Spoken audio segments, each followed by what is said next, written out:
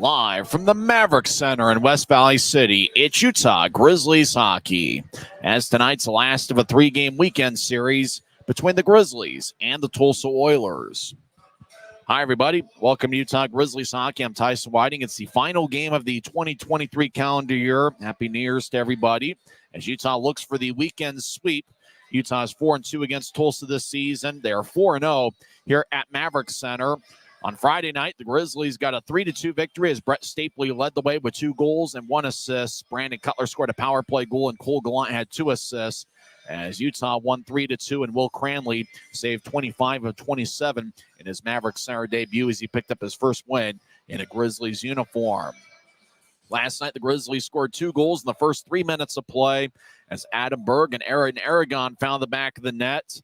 Late in the first period, Will Cranley left with what we believe is a lower body injury that I think was sustained with about 12 minutes and 55 seconds left in the first period last night. He played another 8 minutes or so and then had to leave the game. Dante Januzzi replaced him and saved 19 of 21. Cranley saved all 13 he saw as Utah got goals from 5 different players as Gallant and Mick Messner scored second period goals, and Nathan Burke scored in the third period as Utah got a 5-2 victory. Tulsa got second period goals from Dante Sheriff and Calvin Watson.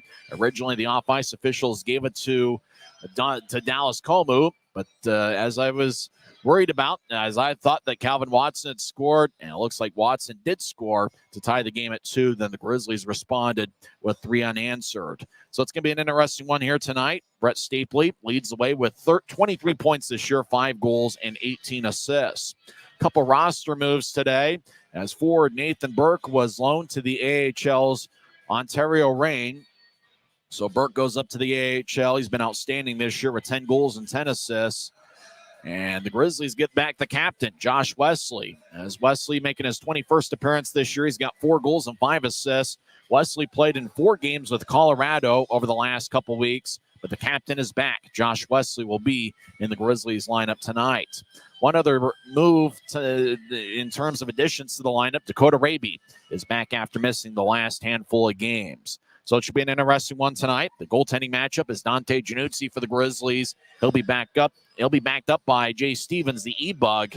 The Oilers are going to go with Tomas Sukanik for the second straight night. Looks like a Sunday afternoon crowd is filing in here, and we're in the West Valley area. If you're over here in this area near Maverik Center, come on over and enjoy some Grizzlies hockey with us. If not, we got the game right here on Flow Sports with the video feed and YouTube, the official audio provider of the Grizzlies. When we come back, we'll talk with Tim Broussard to get his thoughts on things as we're in business on a Sunday afternoon, and you're listening to the Grizzlies Hockey Network, presented by Rio Tinto Kennecott. This isn't just copper. It's our job.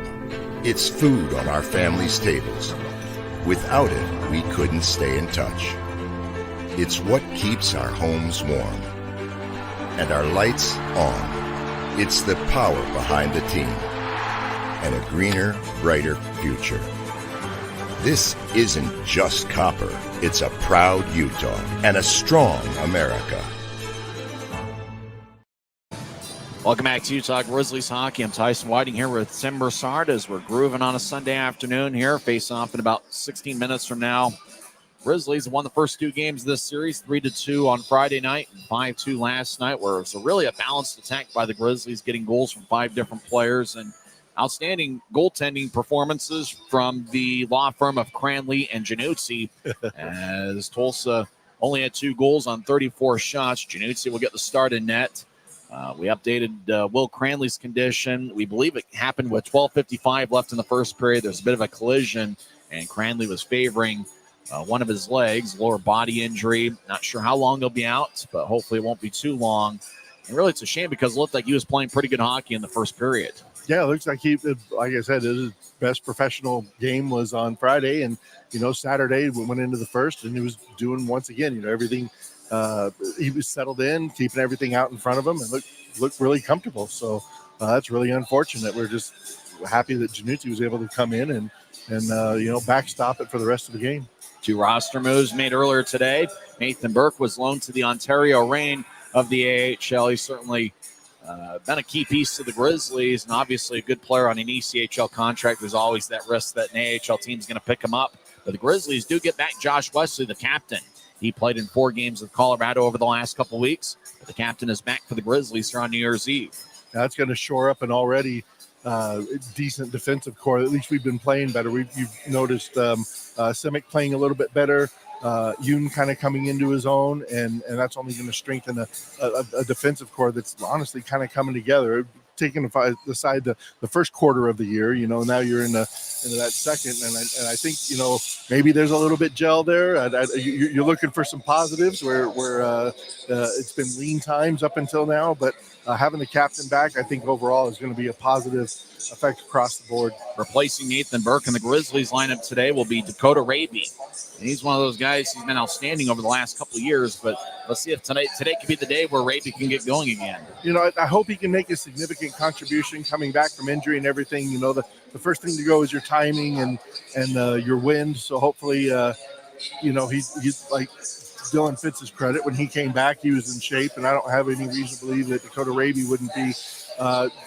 Raby's game, what he brings is speed, and a little bit of more speed. Yeah. And if he can keep that puck on his stick, he's a definite threat. Especially as he's coming down left wing and makes a hard left turn and cut. And it's just next thing you know, he's behind you, and the Tulsa defense will be on their heels. So hopefully that's what he can bring and kind of shore up the offense. We noticed you mentioned we're out Burke, so have him be able to step in and fill a role. That's really important.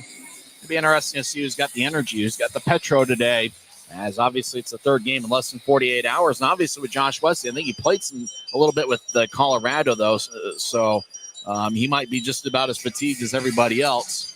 Raby is a fresh body. Hadn't played earlier this week, so he could end up being an X factor for the Grizzlies tonight. Yeah, because in your own terms, is anybody really fresh after 3 games in less than 72 hours? So it remains to be seen. We'll see. The biggest takeaway from last night that I saw was that it was a team effort. Yeah. It wasn't one person that had to put on the Superman cape and take it over on his shoulders and take over the game. Everybody contributed right across the board, and I think that was the key to victory. So to have the new guys come in, Raby come in and Wesley come in and intermix with some of the guys that he hasn't played with yet, that's going to be the level that's going to rise above honestly a little bit of a depleted Tulsa team. Going to be big to get off to a fast start once again. That's really what the Grizzlies have done a good job of here in this series. And last night, 2 goals in the first 3 minutes. And talking about the Grizzlies, they're 8-0 here at home when scoring first. So that's certainly going to be big here to get the first tally, especially since fatigue's going to start to set in here in the second and third periods. Well, Sukanik is going to be coming out and want to markedly play better than last night. And Rob Murray has every bit of confidence and mark that as a one-off. Yeah. 2 goals in the first, what was it, 2:45, something like that, and we're already up 2-0. So I don't expect that to happen tonight, but the issue of us scoring first and how well our wins are tied to scoring first, that's still in play. So it's just as important tonight, and that we get that first goal and have that initial thrust and effort that we did last night. It was also good last night to get a good performance from the penalty kill. They were a perfect 5 for 5 on the PK, and they picked up a power play goal for the second straight game as well. Right, so the passing, what they were able to do as a penalty kill unit, get in those passing lanes and make Tulsa go to their second and third option by playing up on the man, especially like we mentioned it last night, that mid-tier right about, in the defense and on the north side of their wingers just constricted that zone, and they weren't able to get those passes straight in and working on Januzzi at the time. So to have that happen again, that's key, because our penalty kill unit has been struggling to say the least. Yeah. So to go, to have Tulsa go 0 for 5 last night, that's a huge contribution and a commitment to our penalty kill unit. So good job, guys. Who do you think is going to be the optimum first goal of the game scorer? Who's getting the first one for Utah this afternoon? I'm going to go with Raby. I think he's going to be hungry. I think he's going to want to make an impact. He's been out for a while. Tulsa's yet to see his speed. Now we know that the Sheriff will probably be out there, and Millette will be out there. And we were just talking about the speed of Millette to match him. But I'm gonna go with Raby on that one. What do you think? It's really a toss-up, really, with some of the guys that have scored the first goal here. I'm going to go with Brian Yoon. I think Yoon's going to get the first goal for the Grizzlies here tonight. That would be his 7th, if I'm not mistaken. Yeah. Okay. Hey, you never know. You never. Hey, our defense is just as good as scoring and can pick up the slack and in order to do that, I think you're going to need, a lot of traffic in front of Sukanik. So it's going to have to be those forwards pitching in and contributing and creating a screen or obstructed view, just something to give Sukanik something other than the puck to look at coming in.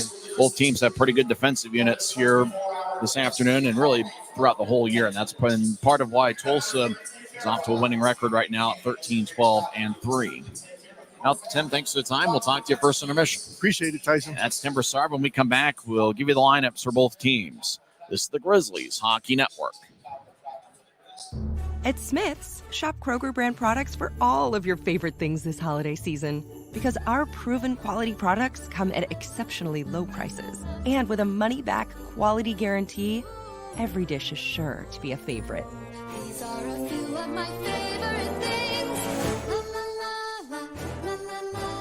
Whether you shop delivery, pickup, or in-store, Kroger brand has all your favorite things. Smith's, fresh. Maverik's new bean-to-cup machines always deliver a freshly ground cup of coffee on demand, so you can enjoy any of our premium roasts at their best, day or night, hot or iced. Enjoy a fresh cup today. Welcome back to Utah Grizzlies Hockey. I'm Tyson Whiting. It's the third and final game of the series and final game of the 2023 calendar year for the Grizzlies. It's the last of a 4-game homestand. They lost 6-1 against Idaho on December 23rd. The Grizzlies have responded with 2 straight victories over the Tulsa Oilers. Let's get to the lineups for both teams. First, for the visiting Tulsa Oilers, who are led by longtime head coach Rob Murray. Scott Dutart. I botched it all 3 nights. Dutart is the assistant coach. Tulsa's got a record of 13-12-3 this year. They're 5-7-1 on the road.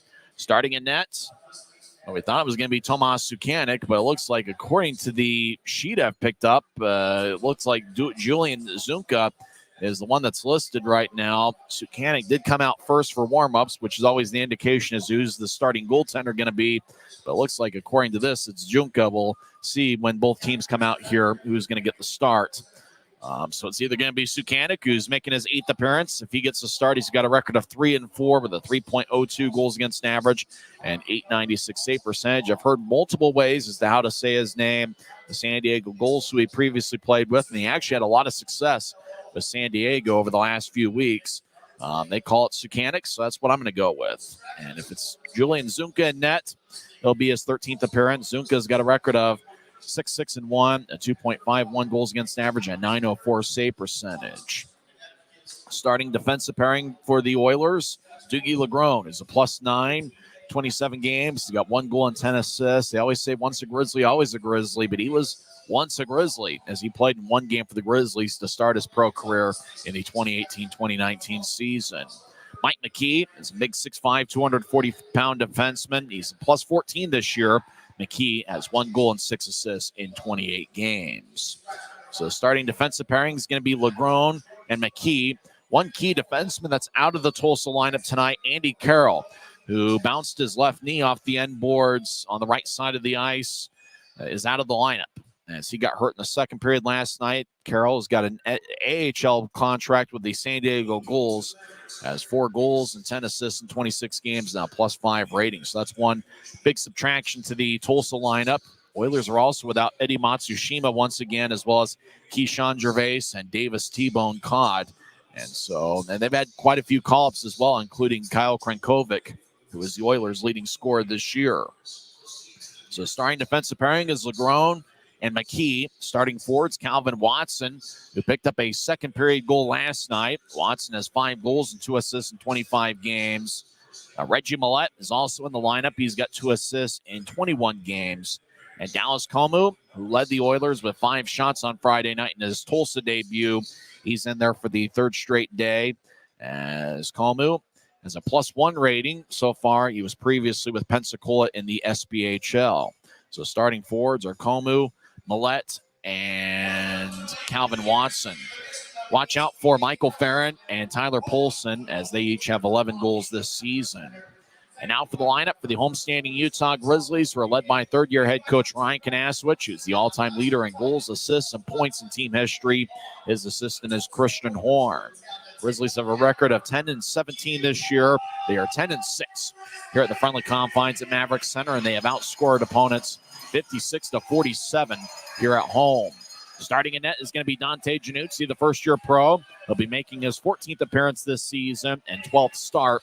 He's got a record of 3-10 with a 3.37 goals against average and .899 save percentage. He was a goaltender of record last night as he saved 19 of 21. The backup goaltender this afternoon is Jay Stevens, who's an emergency backup.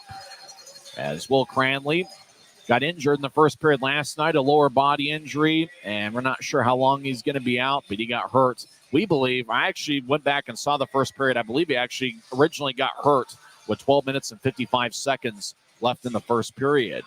Starting defensive pairing, Brian Yoon, who's my pick for the Optum first goal of the game. Yoon leads the Grizzlies with a +4 rating this year. He has 2 goals and 9 assists in 27 games.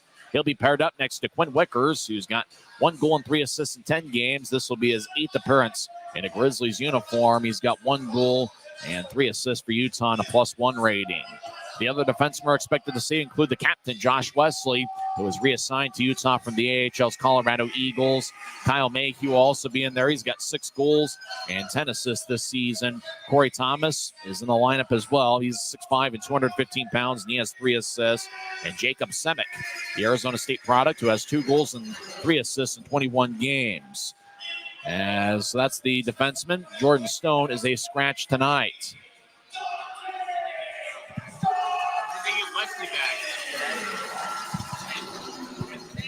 Today, I got Josh Wesley back today. As a fan is asking me about Josh Wesley.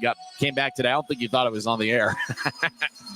So the starting defensive pairing is Yoon and Wickers. We'll also see Mayhew, Wesley, Thomas, and Jacob Semick. Starting forwards this afternoon, Dylan Fitz, who's got 3 goals and 3 assists in 12 games. Adam Berg was the Optum first goal of the game scorer last night. Berg has 3 goals and 2 assists in 15 games. And the Iron Man, Tyler Penner's in there as well. Penner has 3 goals and 1 assist in 27 games. This will be his 172nd consecutive game for the Grizzlies, 196 if you count the playoffs. Fitz and Penner each have A's on their sweater, and it's great to have the captain, Josh Wesley, back. Wesley appeared in 4 games with the AHL's Colorado Eagles. The other forwards tonight for the Grizzlies, J.C. Campagna as well as Mick Messner. Messner's been outstanding. He's got 6 goals here in the month of December, 6 goals in his last 10 games. And Brandon Cutler, who leads the Grizzlies with 4 power play goals. We also see Brett Stapley, who leads the club with 18 assists. He also leads the team with 23 points and 7 multiple-point games. We also see Cole Gallant. He's got 2 multiple-point games here so far in this series. Dakota Raby's back after missing the last 3 games. Grizzlies are also going to have Aaron Aragon, who scored a goal last night. And Adam Berg will be in there as well, as Berg scored a goal last night as well. Cody Cron is going to be in the lineup as well. Cron, 22 penalty minutes and 1 assist in 7 games. We'll come back and have face-off here at Maverik Center. It's the Grizzlies and the Oilers coming up next. From commercial to recreational truck accessories, Mountain Land Truck Outfitters has got what you need. Flatbeds, spray and bed liners, lifts and leveling kits, wheels and tires. Mountain Land Truck Outfitters proudly uses a brand you know and trust. And with our experienced, knowledgeable, and friendly staff, your visit here will be informative and enjoyable. Stop into our convenient location in Provo at 265 South 100 West or call 801-225-4637 to get a quote for your fleet or individual truck. Since 1939, America First has helped people start businesses, buy homes and cars, and achieve their financial goals. Today, our top priority is still the financial success of you and your family, which is why we're giving new members $100 when they sign up for a basic savings and checking account, and another $100 when they upgrade to premium checking and enroll in and use direct deposit. So head to americafirst.com today and join the credit union that always puts its members first. When you pay with the Nitro card at Maverik, you always save 10 cents or more on fuel every gallon, every day. And you could save a whole lot more thanks to Nitro Best Price. Pick up a Nitro card and upgrade your Adventure Club account. Expectations here will always remain high, and we'll continue to find a way.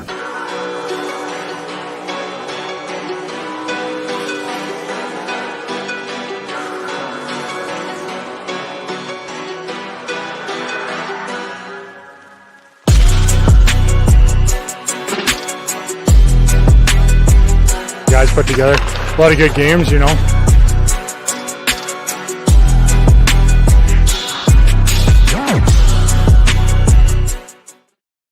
It's a great night for hockey as two big standings points are on the line as the Grizzlies take on the Tulsa Oilers for the 7th time this season. Utah is 4-2 against Tulsa this year. Hi, everybody. I'm Tyson Whiting. Looks like we got a typical Sunday crowd here at Maverik Center in the final game of the 2023 calendar year. Looks like Josh Wesley's folks are here in attendance as he returns to the Grizzlies from the AHL's Colorado Eagles. He played in 4 games with Colorado over the last couple weeks as he's at center ice posing for a picture with Tulsa captain Mike McKee. McKee's wearing an A on his sweater. Doesn't look like anybody's wearing the C for Tulsa here. And hopefully it'll be a good one. Hopefully Zach Reynolds, the Tulsa broadcaster, is watching on a remote broadcast from back in Tulsa. Hopefully he has a good broadcast.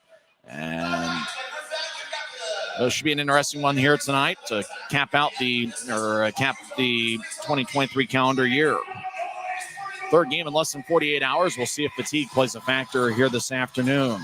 Starting in net for the Grizzlies is Dante Januzzi. He's got a record of 3-10 with an .899 save percentage, a 3.37 goals against average. Starting defensive pairing is Wickers and Yoon. We will see Fitz, Berg, and Penner, the 3 forwards that started last night's game, and they scored a goal in the first shift of the contest 30 seconds in. They're the starting forwards. In net for the Oilers is going to be Tomas Sukanik. He's wearing number 39. He's got a record of 3-4. Defensive pairings, Dougie Legrone and Mike McKee. The forwards, Dallas Comu, along with Reggie Millette and Calvin Watson. Referee is Yannick Jobin.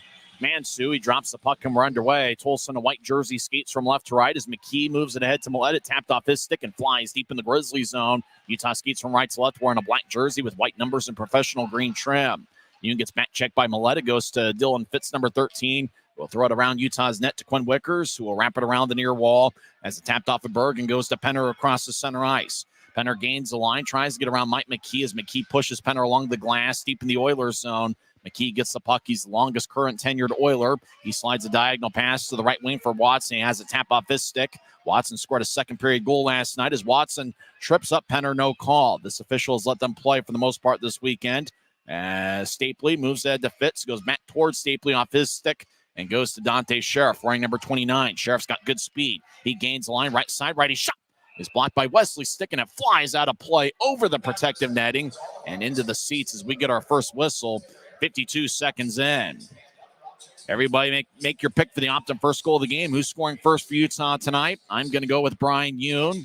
Everybody make your pick. Last night it was Adam Berg who scored 30 seconds in. Josh Wesley wearing number 20 back out there. He played in 4 games with Colorado. This is his 21st appearance for Utah. He's got 4 goals and 5 assists. Wesley is a former member of the Tulsa Oilers. Oh boy, Rob Murray's got his lineup sheet out. I think he's talking with the referee. Is there everybody eligible? Josh Wesley was just reassigned to the Grizzlies today, and now the referee's going to the scores table. Is Wesley an eligible player? That's the question, I guess. Now the referee's going to point towards the Tulsa zone. That's where the faceoff's going to be. As Rob Murray, there were 2 roster moves today. Wesley reassigned to the Grizzlies from the AHL's Colorado Eagles. He's currently on an AHL deal. And Nathan Burke was loaned to the AHL's Ontario Reign. Wesley and Mayhew are the 2 defensemen. Berg, Stapley, as we get a penalty on Tulsa. The Oilers, Tyler Poulsen gets a penalty. I don't know if there was something wrong with the lineup sheet as Rob Murray had his piece of paper out, but Polson gets a penalty for 2 minutes. Grizzlies are on a power play, 52 seconds in. A bench minor for a lineup violation. That's a first, at least that I've seen. Grizzlies over there on the far side as Polson's representing Tulsa in the Rogers and Russell Legal Solutions holding cell. Puck bounced up to Sukanik and goes wide as the Oilers get it and clear it out. Power play for the Grizzlies. They are 16.5% this season. Lineup violation. That's a new one as Mayhew gets to center ice. As he crosses center, it goes to Mayhew. Make that Gallant, who's got great speed. Gallant gains the line and throws to the corner. Gallant and Wesley collide. Both guys get back up. As Wesley over towards Gallant, it's poked away. Bouncing puck, Michael Farron gets it. He crosses center ice, one-on-one with Mayhew. Farron left point, righty shot. Glove saved by Januzzi as the whistle late to blow, but it eventually did. As Oilers will have an offensive zone draw. 1:17 left in the power play. That was caused by a bench minor for a lineup violation. As the draws give me the far circle, we're just getting started, so grab some chips and dip in a beverage of your choice and enjoy a little bit of Sunday with us. Grizzlies won the draw. Yoon gets over to Cutler, who taps it back to Yoon, who's my pick for the Upton first goal of the game. Left wing pass to Cutler across the center ice. He'll zip it over to Messner on the right side. Messner collides with Kyler Wall, who's aptly named at 235 pounds. Puck rolls along the near boards to J.C. Campagna. Back to Yoon. Over to Cutler. Back to Yoon. High slot. And he slides into Campagna. Left side. I try to feed it out in front to Fitz, and the pass goes wide. As Cutler gets it back on the right side as he skates towards the circle.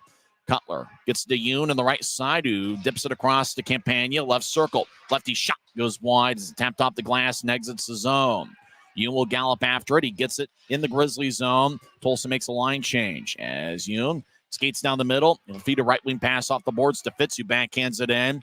Messner chases after it, as does Cutler. As Messner and Costantini collide, both guys run number 10. Tulsa comes out with a puck 2-on-2. Farron gains the line. He's got 11 goals this season, 17 games. Farron collides with Yoon. Yoon will tap it around Utah's net to the near side.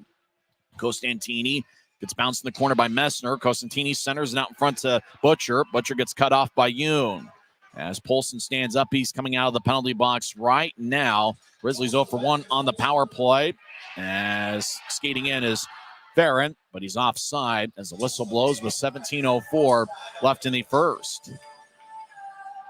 Boy, we might have to get the details a little bit later as to what the lineup violation was, as Rob Murray had his lineup card out, and there must have been something wrong on it.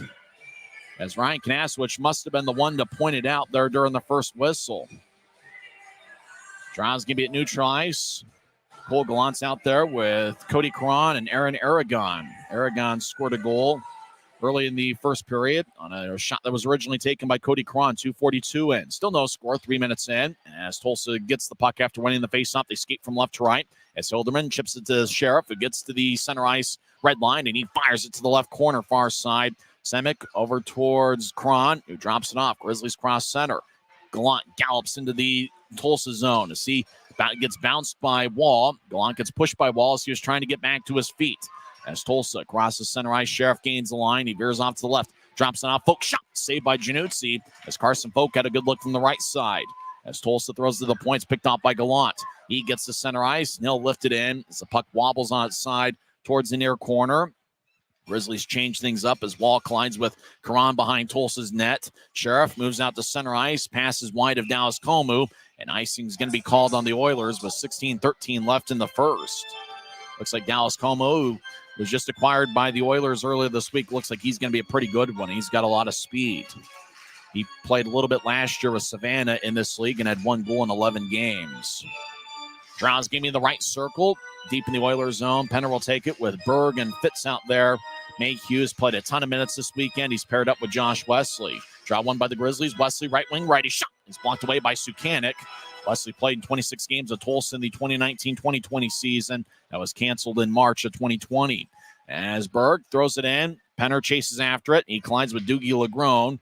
As Legrone kicks to the near corner, it goes to Berg. Berg back towards the near wall, gets back to Penner, gets pushed by Legrone in the back. Berg skates after towards the puck. As Berg gets the puck, he skates towards the far corner. Costantini challenges him. Berg right side gets it to Fitz, who bounced it off an Oiler. As Costantini gets it, he skates around Tulsa's net. Oilers in a white jersey with red numbers, navy blue on the sleeves, red numbers above the elbow. Long-range pass connects as Komu gets it, drops it off for Jimmy Lodge, number 21. Lodge, a big guy, skates around Utah's net towards the far side. Lodge feeds it up top to Legron. High slot, righty shot, gets redirected. Januzzi makes a save. Stapley gets the rebound, throws it to Fitz, who will bounce it out to center ice. Raby hits it off Legron. Raby gains the line right side. He feeds it back to Stapley. Right circle, righty shot. And a blocker save by Sukanik. As Wickers brushes it ahead to Raby, who spins it towards the far side. Butcher couldn't clear it out. As Gallant fires towards the net wide. Raby skates towards the near corner, and he collides along the boards. As Raby battles 2-on-2 battle, Reggie Millette hacking away. So is Raby. Messner in the area. 5 minutes in, still no score. Wickers moves it ahead to Yoon. A fire shot that's blocked, and it goes to Reggie Millette. Near side, Millette moves it to center. As the Oilers cross center, Alec Butcher will throw it to the middle, and it goes back to Polson, who glides towards his right. Righty shot, saved by Januzzi. Yoon bats over to the left wing. Shot is blocked by Gallant. High slot, Tulsa gets it. They veer off to the right. Farron near wing boards. Righty shot goes wide as he went low on Januzzi. As Carl Boudria couldn't gain the line, he'll chase it down at the Tulsa blue line. Oilers skate from left to right as Butcher has a tap off of Messner. It flies into the air in the Grizzlies zone, and we get a whistle as the Oilers touch it up first for an offside call with 14:18 left in the first. So we're still early on. Tulsa's taken 2 shots. Grizzlies have 1. There's a lot of sports and entertainment options out there. We appreciate you choosing the Grizzlies tonight. Busy schedule in the league with this being New Year's Eve. Just about everybody in the league is participating this evening. A lot of them have night games. Utah wins the draw. Semick over to Thomas. As Thomas moves out to center ice for Campagna. Tapped off his stick. Hilderman chases after it. He wears number 3. Hilderman, third year with the Oilers. He throws to the far side. Now Tulsa moves out to center. Bounced off a Messner skate. He gathers it and feeds it back to Semick. Semick, right wing pass to Campagna as he crosses center. Campagna played in 7 games with Tulsa last year. He dumps it in. Semick chases after it. Boudria moves out towards the far wall. Messner trying to hack away, but Tulsa gets it. They lift it in the air. It goes over Corey Thomas's head. Sheriff gets it taken away by Thomas on a good defensive play. Thomas, right wing pass off the far boards. It goes to Stapley. Stapley skates in, back end shot. Saved by Sukanik. As Stapley got a little bit too close to the Tulsa netminder, who was aggressive in cutting it off. Tulsa gains the line. Folk throws it off the end boards as Mayhew has a bounce off him, and it goes to the right side. Sharp angled shot by Sheriff is sticked away by Januzzi. Cutler crosses center ice 2-on-2. He gains the line. He stops in the right point. He feeds it across. Tulsa gets a stick in the way as Cutler was looking for Aragon. Sheriff crosses center ice down the middle. He gains the line, veers to the right, and kicks it to the corner. Near side, it goes to Wesley as he carries the puck and moves it to Stapley. 3-on-2. Stapley gains the line, drops it off as Cody Cron, right side, fires a shot. That's blocked away by Kyler Wall, and it flies out of play off the protective netting as we get a whistle and a timeout with 12:57 left in the first period. Still no score. Oilers have 3 shots. The Grizzlies have 2. We're back in 1 minute on the Grizzlies Hockey Network. From commercial to recreational truck accessories, Mountain Land Truck Outfitters has got what you need. Flatbeds, spray and bed liners, lifts and leveling kits, wheels and tires. Mountain Land Truck Outfitters proudly uses a brand you know and trust. And with our experienced, knowledgeable, and friendly staff, your visit here will be informative and enjoyable. Stop into our convenient location in Provo at 265 South 100 West or call 801-225-4637 to get a quote for your fleet or individual truck. Since 1939, America First has helped people start businesses, buy homes and cars, and achieve their financial goals. Today, our top priority is still the financial success of you and your family, which is why we're giving new members $100 when they sign up for a basic savings and checking account, and another $100 when they upgrade to premium checking and enroll in and use direct deposit. So head to americafirst.com today and join the credit union that always puts its members first. No score in the series finale. 12:57 left in the first. Grizzlies with an offensive zone draw. Next whistle will try to explain what happened as to why Tulsa got a penalty with the lineup violation. As Utah wins the draw, Josh Wesley right side throws to Cron. As Utah skating 5-on-5, Cron right side. Shot is blocked by McKee. Now it goes back to Cron, who flips over to the left point for Mayhew. He slides it across to Wesley, fires a righty shot, saved by Sukanik. Puck flips high into there, bounces 10 feet in front of the net. Now Stapley gets it, righty shot, saved by Sukanik. Rebound goes to the far corner. As Stapley gets it up top for Wesley. Wesley fakes a shot and throws to Mayhew. Now back to Wesley, high slot. Wesley fakes a shot. Now he takes one. Sukanik makes a save. Mayhew over in the near corner gets held up along the boards. Now in the corner, Cron gets physical. Mayhew gets it near goal line as he's being shadowed by Jimmy Lodge. Mayhew drops behind his back for Cron, who feeds up top to Aragon. Left point, lefty shot is kicked away. As Stapley gets back checked by Legrone. Puck goes to Cron over to Mayhew. Slot. He'll slide it to Stapley, who couldn't handle it in the left circle. Stapley back to Mayhew is along the near goal line. Mayhew skates back towards the left point. He's had a strong season in his first full year as a pro. As Stapley over to Cron near goal line. As Cron kicks it towards the middle. Tulsa gets a stick in the way. It rolls towards Wesley. He throws it back to the corner. He chases after it. Now Adam Berg gets it. Berg along the near side, skates towards the left point, gets to Mayhew, who spins along the wall. Tyler Penner on the right side, fires it back around the boards towards the near side as Costantini collides with Mayhew. Puck goes to Tulsa, who ricochets it off the boards. Mayhew keeps it in left point. Mayhew throws it to Berg. One-timer is blocked by Komu as Fitz over towards Berg in the far corner. Grizzlies have been in the attack zone for a minute and a half. Wesley over to Wickers. As Grizzlies change things up on the fly, Wicker centering pass gets sticked away by Sukanik as they were looking for Fitz out in front. Fitz over to Wesley, back to Fitz right side. Delayed penalty, it's going to be a Grizzlies power play. As shot is blocked, Legrone touches up. So Grizzlies are going to get a power play. 2 minutes for high sticking. 11:06 left in the first. Now what happened was, and remember before the game, I had noticed that Sukanik came out first for warm-ups, but yet Julian Zunka was circled. And so I guess they had listed that Julian Zunka was going to be the starter and Sukanik was going to back up, and they started Sukanik. And so I think that was what the lineup violation was. Mike McKee gets 2 minutes for high sticking, 8:54 into the first period. So Tulsa had the wrong starting goaltender listed, and that's why Utah had a power play early in the game. And now it's the second power play for the Grizzlies as the referee goes to the scores table. As Mike McKee gets a penalty. 2 minutes for high sticking. Oh, it's 4 minutes. Looks like Utah drew blood. 4 minutes for high sticking. A double minor for Mike McKee. So the Grizzlies, they're in a scoreless game 9 minutes in. Get a 4-minute power play. Utah wins the draw. Campagna over to Yoon. He's in the high slot. He surveys and gets to Cutler. Now back to Yoon in the high slot. Yoon over to Cutler. Back to Yoon. One-timer saved by Sukanik. Rebound shot goes wide. That was taken by Fitz out in front of the net. Tulsa's Kyler Wall spins along the wall and it exits the zone. Watch out for Brandon Cutler, who leads the Grizzlies with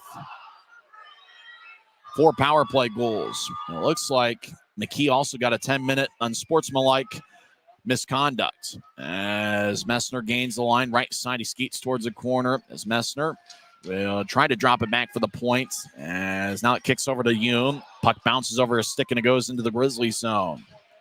3:18 left in the double minor for high sticking. As Januzzi outlets it to Campagna, who feeds it back to Yoon, who backpedals into his own zone. Now Yoon will skate behind Utah's net as the Grizzlies will reset as they change up skaters. As Cutler gets it from Yoon, he skates down the middle. Now he drops it off for Yoon, who feeds it back to the left side for Cutler, who gains the line. Cutler centers to Berg. Berg gets back checked to the right. Shot save. Rebound shot goes wide as we're still scoreless. Grizzlies had golden opportunity as Gallant missed the net. As Campagna left side skates towards his right. Campagna gets it across to Mayhew. Mayhew skates towards his left. Now to Cutler. One-timer. Saved by Sukanik. He holds on as we get a whistle with 9:47 left in the first. One of the things you notice about Tomas Sukanik, he does a great job controlling rebounds. And that was an instant right there where Cutler fired a shot with a lot of velocity from the right circle, and Sukanik was able to make the body save and absorb it with ease.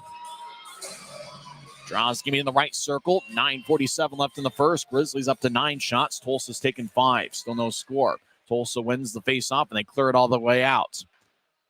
35 seconds left in the first half of the double minor for high sticking. As Januzzi drops it off for Mayhew. Skates down the middle. Now he veers off to the near side and drops it off for Stapley, who gets to neutralize. He crosses the red line. Now Adam Berg gets it. He crosses the blue and wraps it around the boards.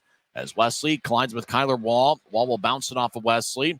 As puck goes back over towards Komu, clears it out. 2:13 and counting left in the power play. As Januzzi behind his net will drop it off for Mayhew. Still no score. 9:13 left in the first. Mayhew, left wing pass to Berg, who gets it ahead to center ice. And he'll wrap it around the wall.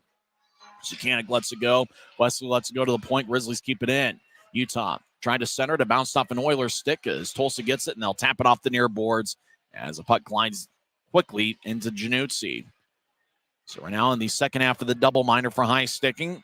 1:45 left as Mayhew still on the ice. He's got great endurance. Played a lot of minutes this year. Mayhew crosses center ice. Gets around an Oiler and Hilderman. He gets tripped up. It's going to be a penalty. Tulsa touches it up with Carl Boudria.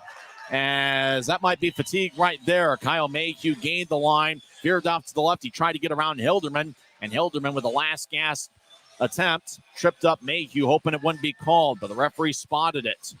And so it's going to be a 5-on-3 power play for 1:34. And really, if you're Hilderman, you trip him up hoping that the call doesn't get made. And you also know that if Mayhew gets past him, he's got a pretty good opportunity. So Hilderman gets 2 minutes for tripping, 11:20 into the first. Brian Kanaswich is going to use his one timeout. How about this? Kanaswich sees a golden opportunity to try to get Utah on the board, and he calls his timeout here halfway through the first period.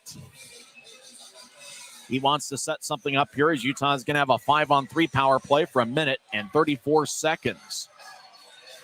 Utah's up to 9 shots.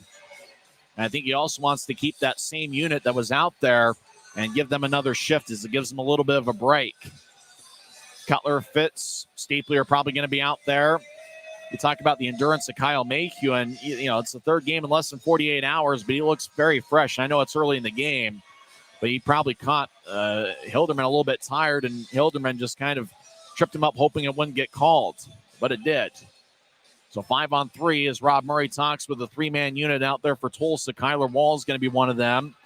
Wall's about as big as it gets, 6'3" and 235 pounds. Cutler, Stapley, Fitz are on the ice. They're going to be the 3 forwards, Wesley and Mayhew, the 2 defensemen. Draw's going to be taken by Cutler. For Tulsa, I believe that's Michael Farron. 8:40 left in the first, still no score. Grizzlies have a golden opportunity here in the first. Utah wins the draw. Mayhew over to Wesley on the right side, back to Mayhew, dances towards his left. Now he gets to Stapley along the near boards. Stapley switches places with Wesley. Now Stapley's in the high slot, gets to Wesley, one-timer, and he scores! The captain gets his 5th of the year, and Utah's taken a 1-0 lead. Wesley went 5-hole on Sukanik.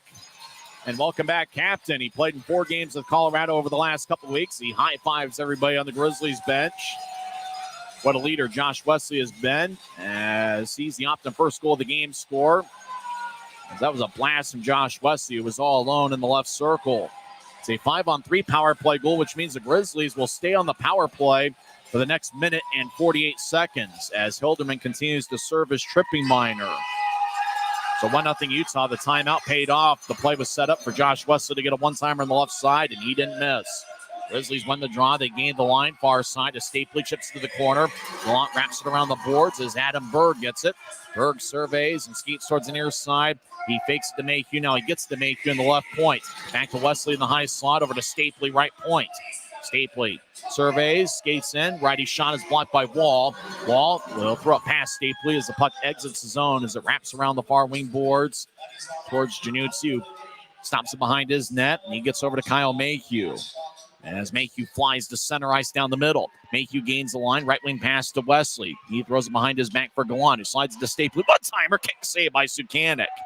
And Stapley gets a left point. Wesley stick broke. He gets a new one from the equipment manager, Jackson Hibbert. As Gallant skates towards his right. Back to Mayhew. Mayhew over in the high slot takes a lefty shot, and it's blocked. He hit his own guy, Cole Gallant. Gallant's limping. As Stapley over in the far side gets up top for Mayhew. Mayhew skates towards his left. He's now in the high slot. Over to Stapley right side. Stapley with a shot, and it's blocked as Mike McKee got a piece of it. As the puck exits the zone after Kyle Mayhew trying to gallop after it in the left point. Grizzlies throw it back into their own end and make a line change. 7:08 and counting left in the first. Utah leads 1-0 on Josh Wesley's 5th of the year, with Mayhew and Stapley getting the assists. Cutler gains the line with speed, then loses the puck. He battles with Wall. Cosentini gathers it. He fires it off the near wing boards. Campagna keeps it in. He'll get to you. Now back to Campagna, high slot. He walks in, lefty shot. Goes just wide. I think Farron got a piece of it. Utah kicks it back up top to Yoon, who directs it to Campagna, left side. Campagna steers it back towards Mayhew. Over to Yoon, back to the right side. Cutler one-timer, and he didn't get all of it. Tulsa's back at full strength, pass ahead to Hilderman. He couldn't reach her. It could have been a breakaway. As he chases after it, and Tulsa's going to get called for icing with 6:34 left in the first. So a timeout called by Ryan Kanasowicz on the 5-on-3 power play paid off as Josh Wesley scored 11:32 in, with Brett Stapley picking up yet another assist. That's his 19th of the year, and Kyle Mayhew gets his 11th assist of the season. What a weekend it's been for Brett Stapley, who had 2 goals and 1 assist on Friday. He had 2 assists last night, and already today, 1 assist for Stapley. Now is a point in 3 straight. Draw one by the Grizzlies. Cron over to the right side. Semick, one-timer. Saved by Sukanik. A lot of action out in front. Now Wicker's left side. His shot is blocked by Costantini. Puck rolls to the right point. Semick rolls along the boards. Wicker gets cut off behind his net. Make that Raby as Tulsa throws the center ice. Hilderman dumps it in. Hilderman gets blasted by Cody Cron. Deep in the Grizzlies zone. Januzzi throws to the far side. Puck near the boards. It's Farron behind the net. Kicks it out in front. It tapped off the Semick stick as Tulsa gets the right side. They feed it up top to Legrone, who slides to Mike McKee, who skates towards his right. McKee drops off for Legrone, who is skating the other way. Farron takes over the play. He'll skate to the right side. Righty shot, glove saved by Januzzi. Shot would have gone wide, but Januzzi stuck his left arm out and snagged it with 5:55 left in the first. Josh Wesley, the Grizzlies captain, returns to the roster today, and he scores the Optum first goal of the game as his goal came 11:32 in. 5:55 left in the first period. Utah leads 1-0 on the Grizzlies Hockey Network. We keep this love in a photograph. We make these memories for ourselves, where our eyes are never closing, our hearts are never broken, and time's forever frozen still.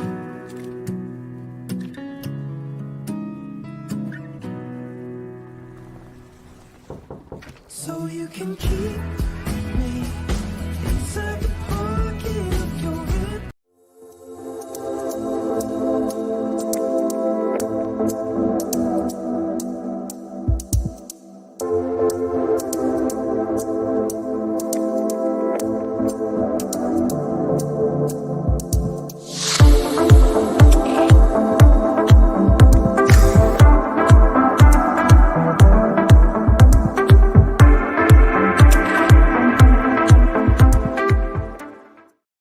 .55 left in the first period. Utah leads 1-0. The Grizz are 8-0 at home when scoring first this season. Penner will take the draw against Carson Folk. Folk has 5 goals and 12 assists in 28 games. Faceoffs won by Tulsa, but it exits the zone as Hilderman fires it back in.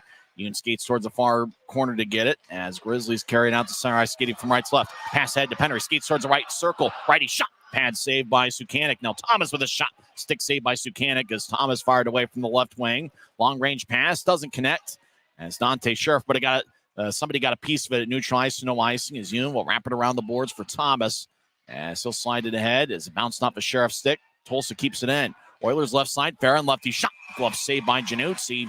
He holds on with 5:19 left in the first. Dante Januzzi's looked solid so far, stopping the first 6 that he has seen. Last night, the law firm of Cranley and Januzzi stopped all but 2. I think 32 of 34 for Utah's 5-2 victory. Cranley suffered a lower body injury late in the first period last night. Not sure how long he'll be out. Hopefully it won't be too long as he was playing pretty well in the first period last night. And he also got the victory on Friday, stopping 25 of 27. Tulsa wins the draw. Farron's shot is blocked by Wesley. Stapley over towards Wesley. Behind Utah's net, he chips to Mayhew at the far goal line. Mayhew will backhand it off the glass as Tulsa bats it in.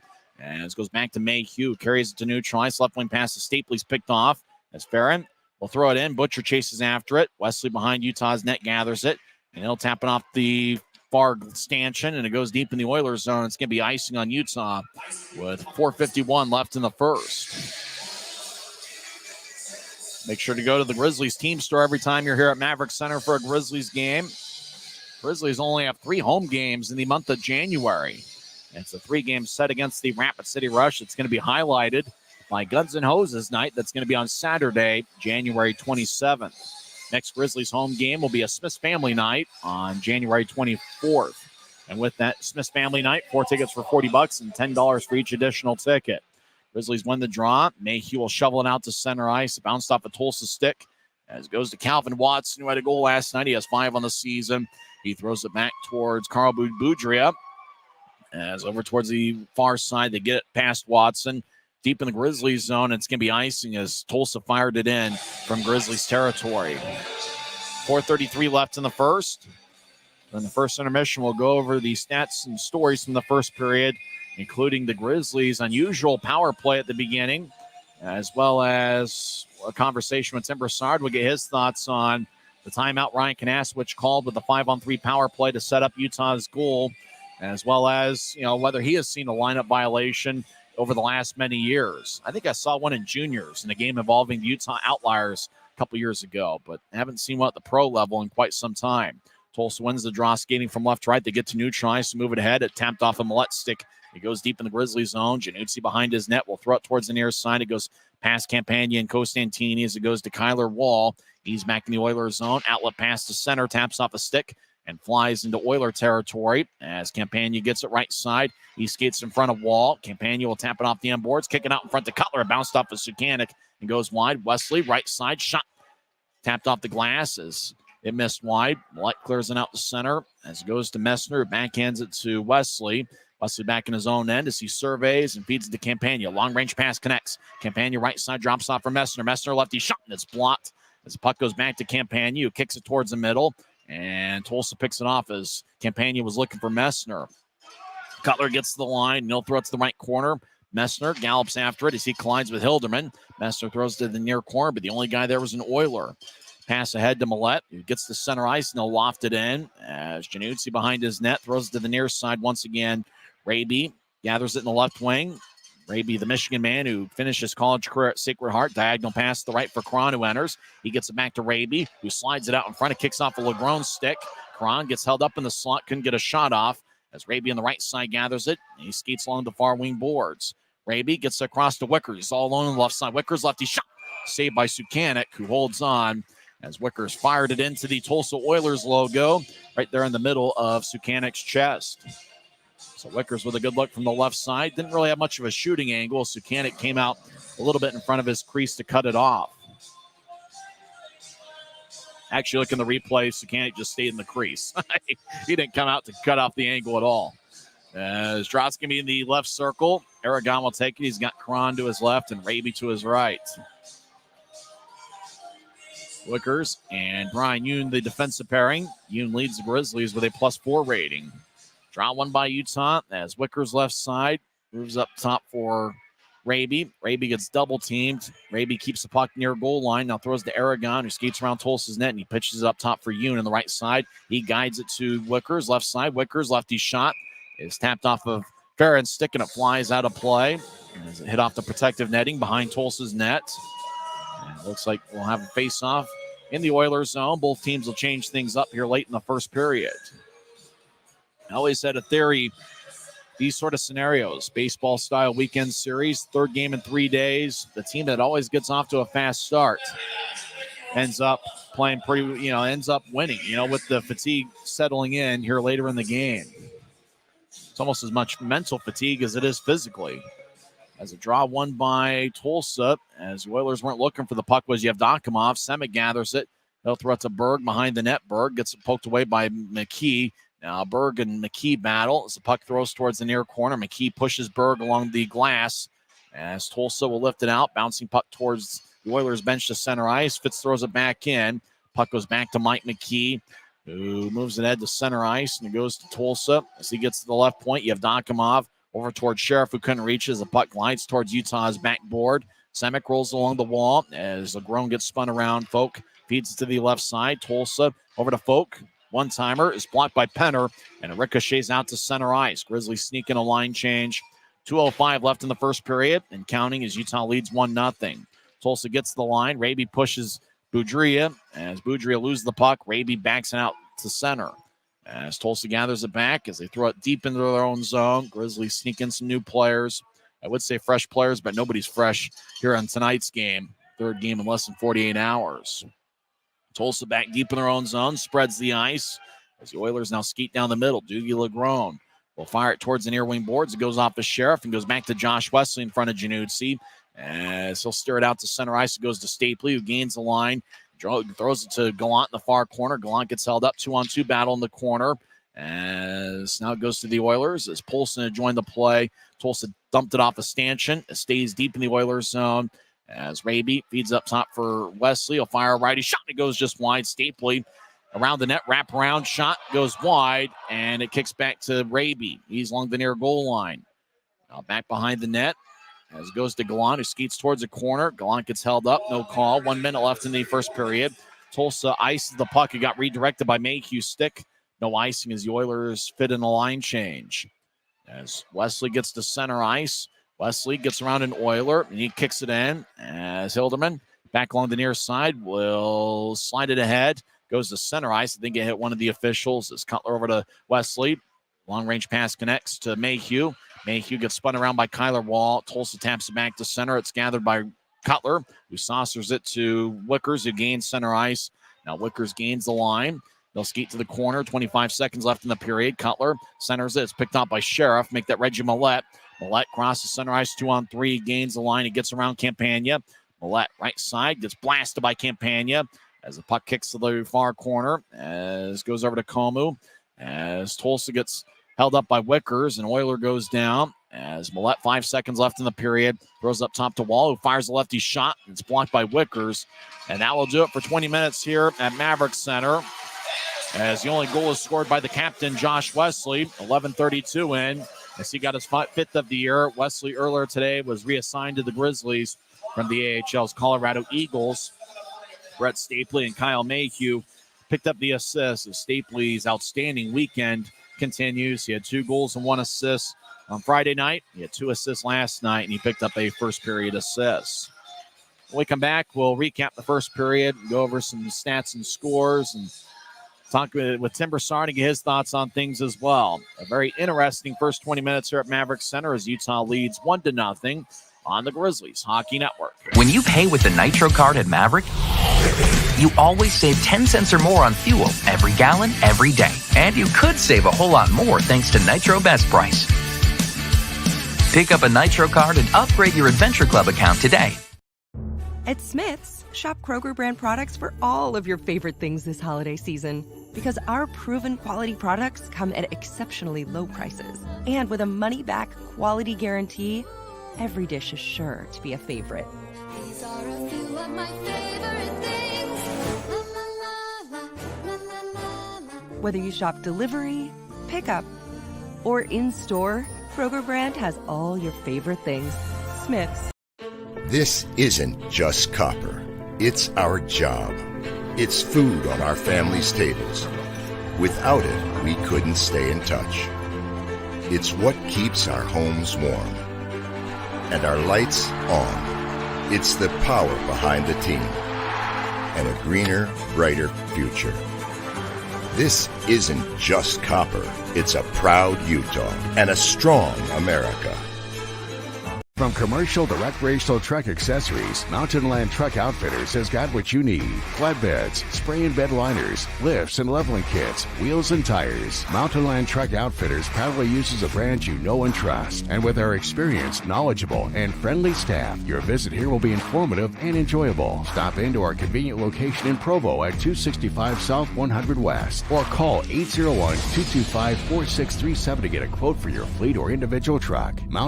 Since 1939, America First has helped people start businesses, buy homes and cars, and achieve their financial goals.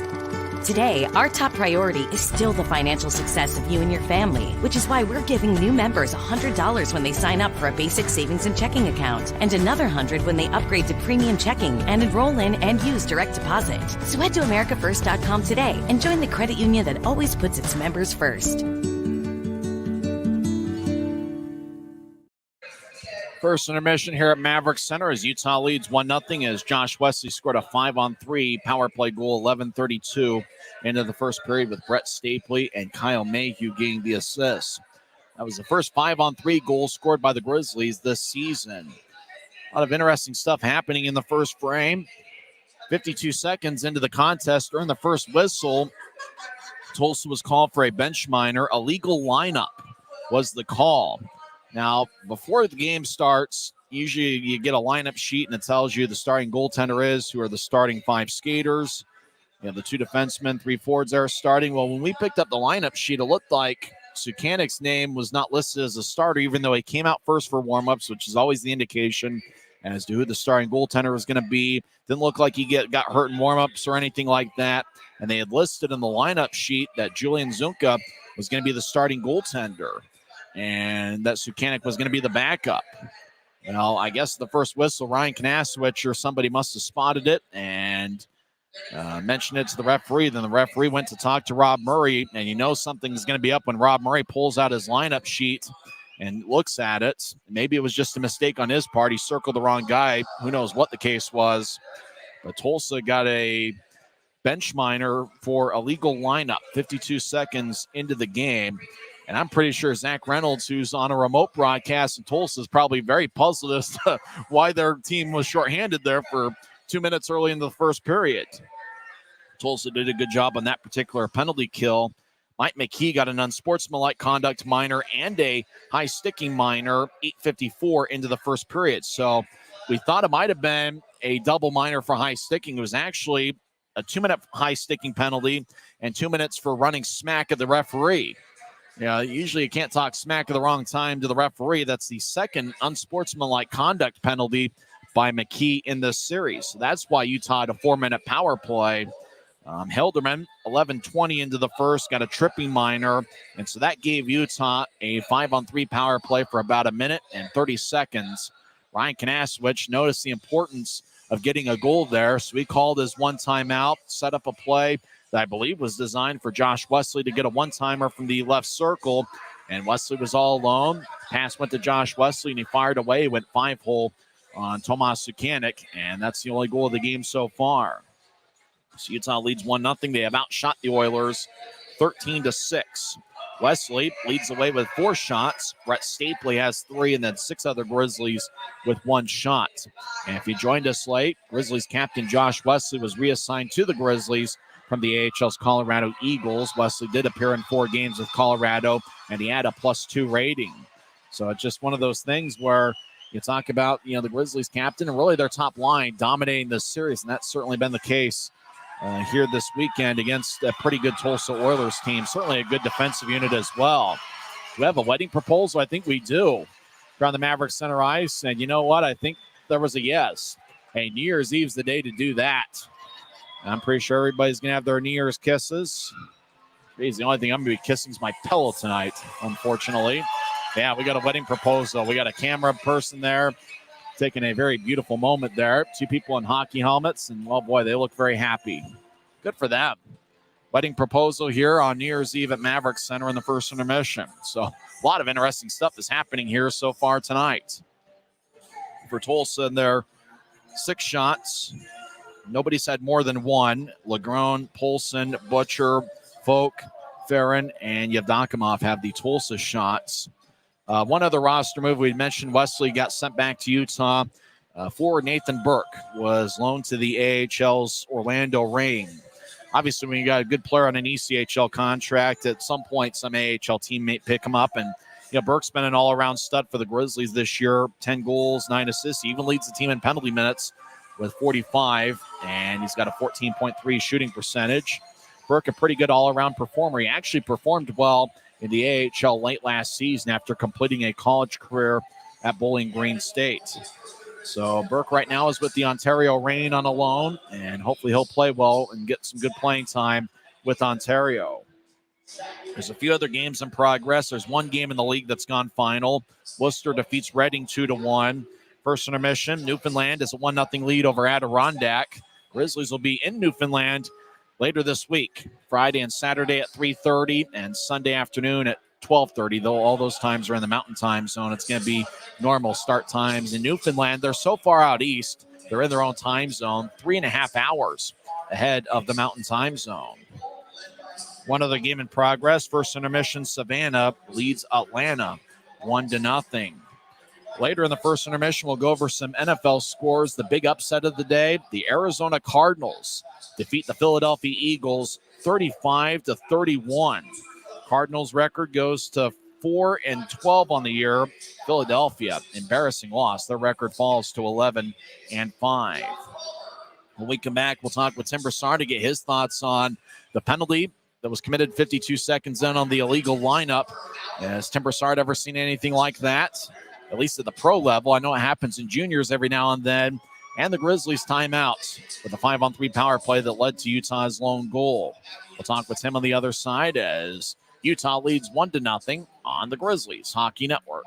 We keep this love in a photograph. We make these memories for ourselves, where our eyes are never closing, our hearts are never broken, and time's forever frozen still.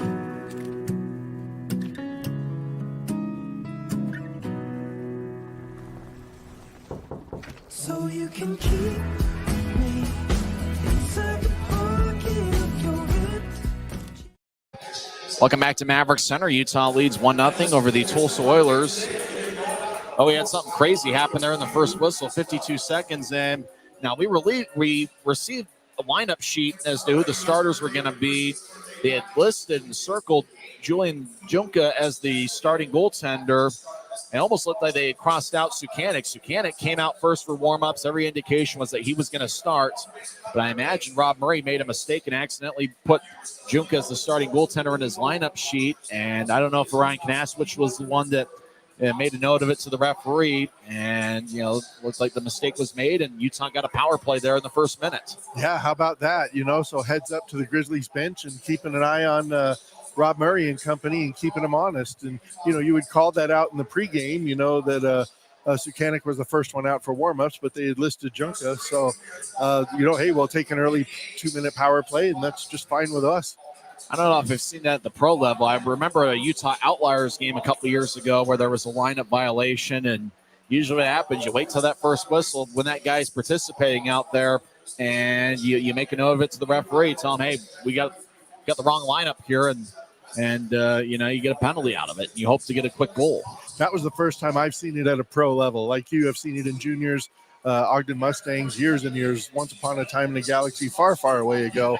But I haven't seen that recently, and definitely not at the pro level.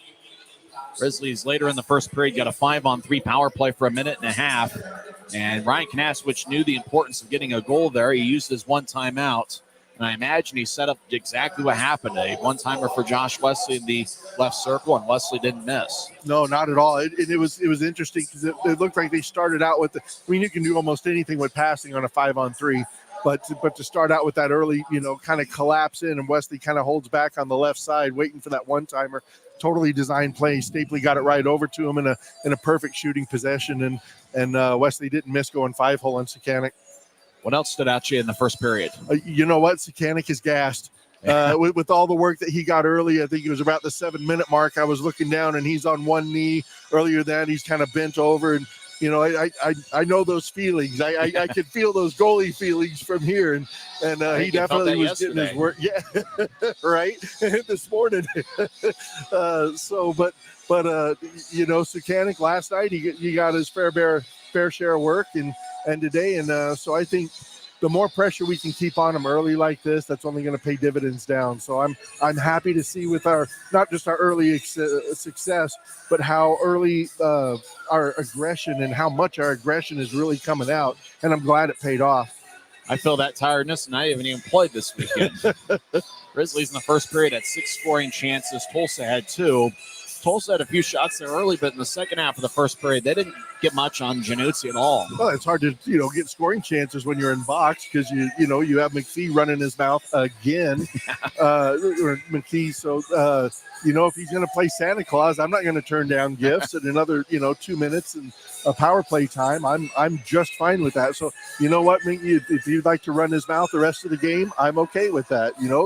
You say your piece, sit in the box 2 minutes, and we'll go on another power play. Generous guy that Mike McHugh actually does lead the Oilers with a +14 rating this season. I wonder if something just getting under his skin. So, like I said, I'll take the opportunities. You mentioned the power plays the Grizzlies have had 1 for 4 on the power play. They've done a good job staying out of the box. And this referee seems a let them play a little bit. Yeah, so one thing that we want to watch for, and I'm sure Kanaswich is going to mention the team, there's an official, unofficial word of there's going to be a correction somewhere. So, there's going to be some calls going against the Grizzlies. Other than that, you have the he said, she said, well, it was all one-sided. Yeah. So just be aware that there's a natural tendency for correction. Tulsa will probably end up with one or two, power plays before it's all said and done, and maybe by the end of the period. So, hopefully our penalty kill unit from the last two games, and especially last night, shows up and really constricts that passing and really gives Tulsa a fits. And the officials are human. They don't want to be here like, hey, you gave them 8 power plays, but I only got 2. Exactly. You got it. I didn't get any. Well, and you know what? We've been lacking on our power play attempts. And what's nice about these, I think these are ones that we earned. Getting behind the defense and Hildeman just trying to swing his stick over and takes out our guy. Those are ones that are power plays that are legit earned. And that shows you that you're playing aggressive, you're going after it, and then it really kind of matters to you. So I'm happy to see with that early aggressiveness and the goodness that we're getting from that. And once again, Brett Steepley shows up for Utah. He's come up big. He's got a point in all 3 games this series. You know what? He's kind of being that Trey Bradley, that ultimate distributor. Look how many primary assists he's got. So what the primary assist means is that the last time it's touched on a pass before the shooter shoots it in, it's coming from his stick. That means guys got this incredible peripheral vision and hockey IQ to go along with it, that he's seeing the plays and he's seeing what's happening in front. And last night, stepping in and drawing into 2 players and Millette turning the wrong way and us getting a goal after that. And then tonight, seeing Wesley over there and seeing that opportunity, that gap open up and then hitting that pass, that's absolutely awesome. So awesome hockey IQ and great peripheral vision. What do you expect to see here in the second? Tulsa's response, they're going to come out physical. I called it last night. They're going to up the ante a little bit, I think. Grizzlies haven't responded super this year when challenged with physical play. So if the Grizzlies can withstand and catch them, it looks like Tulsa's gassed a little bit, to be honest with you, and especially Sukanik. So give them a lot of work and make them try to earn it. And, I bet you we get maybe even 1 or 2 in. Thanks for the time. We'll talk to you a second intermission. Appreciate it, Tyson. That's Tim Broussard. When we come back, we'll go over some NFL scores. We'll also have second period action here at Maverik Center as Utah leads Tulsa 1-0 on the captain Josh Wesley's 5th of the year. This is the Grizzlies Hockey Network.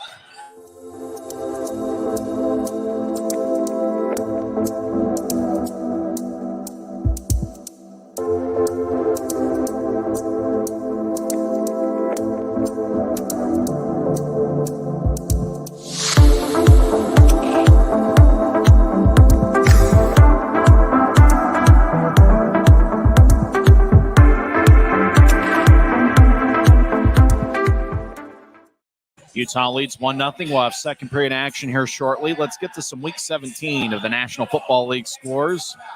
Baltimore defeats Miami 56-19. Ravens' record goes to 13-3 as they have clinched the 1 seed in the AFC playoffs. Miami falls to 11-4. Buffalo over New England 27-21. Bears defeat the Falcons 37-17. Texans blow out the Titans 26-3. Colts get a really close 23-20 victory over the Raiders, 23-20, as the Colts go to 9-7 this year. Jacksonville defeats Carolina 26-0. So Jacksonville and Indy are both 9-7 this year, battling for the title in the AFC South. Rams get a close victory over the Giants, 26-25. The big upset of the day, Arizona defeats Philadelphia 35-31. New Orleans over Tampa Bay, 23-13. San Francisco has a 27-10 winner over Washington. Games in progress. At the half, Broncos lead the Chargers 13-3. Early third quarter, Cincinnati leads Kansas City 17-13. And halfway through the third, Pittsburgh leads Seattle 24-17. The Sunday night game is going to be a battle of local quarterbacks. Jordan Love quarterbacking the Green Bay Packers, and Minnesota will be led by BYU product Jaron Hall. Hall making his second career start. Well, here at Maverik Center, a good Sunday night afternoon crowd is here to watch what's turned out to be a pretty good game. And the Grizzlies really needed a big-time weekend as they've been struggling a little bit here to start December. And Utah, obviously here on home ice, have performed well all season.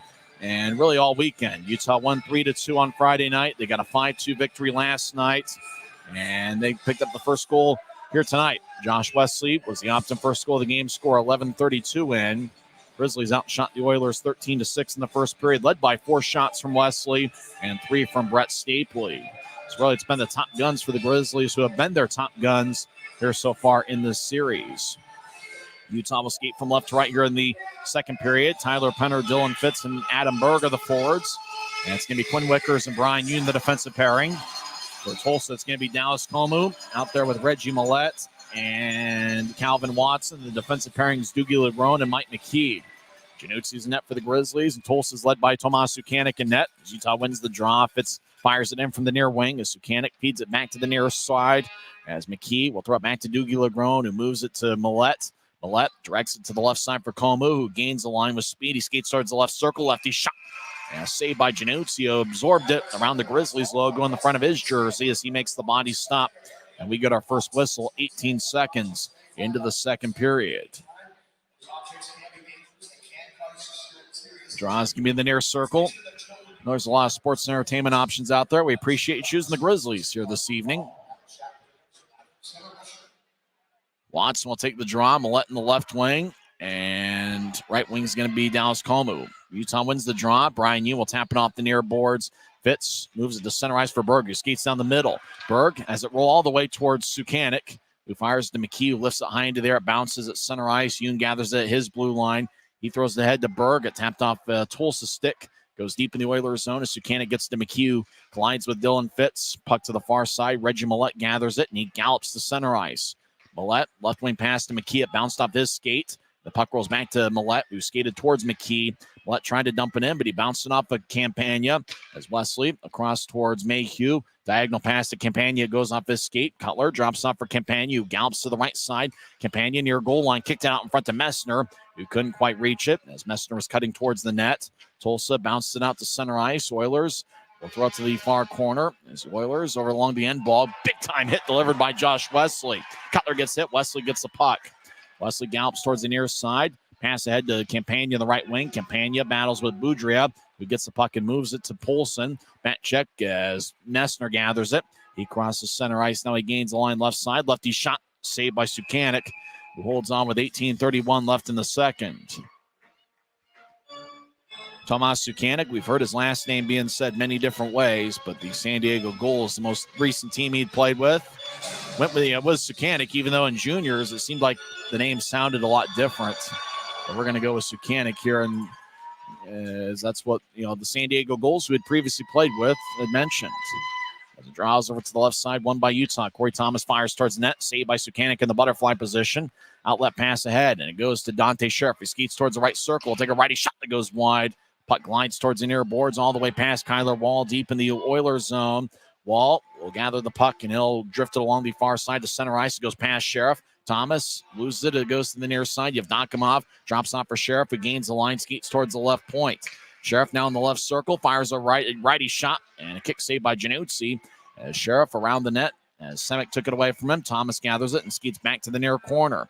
Now Thomas will slide it ahead to Stapley, who drops it off for Gallant. Right side, Gallant gets to the blue line and dumps it in. As Wall chases after it, Gallant hits Wall. Puck goes back to the left side as Quinn Wickers throws it to Raby. Raby back towards Gallant. He couldn't reach it as Gallant was in front of the crease. Tulsa comes back skating from right to left as Sheriff gains the line. He gets double-teamed. Stapley pokes it away. Yevdokimov back to Sheriff as Yevdokimov collided with Stapley and goes down. Right side, Sheriff glides towards his left. He's now in the left circle.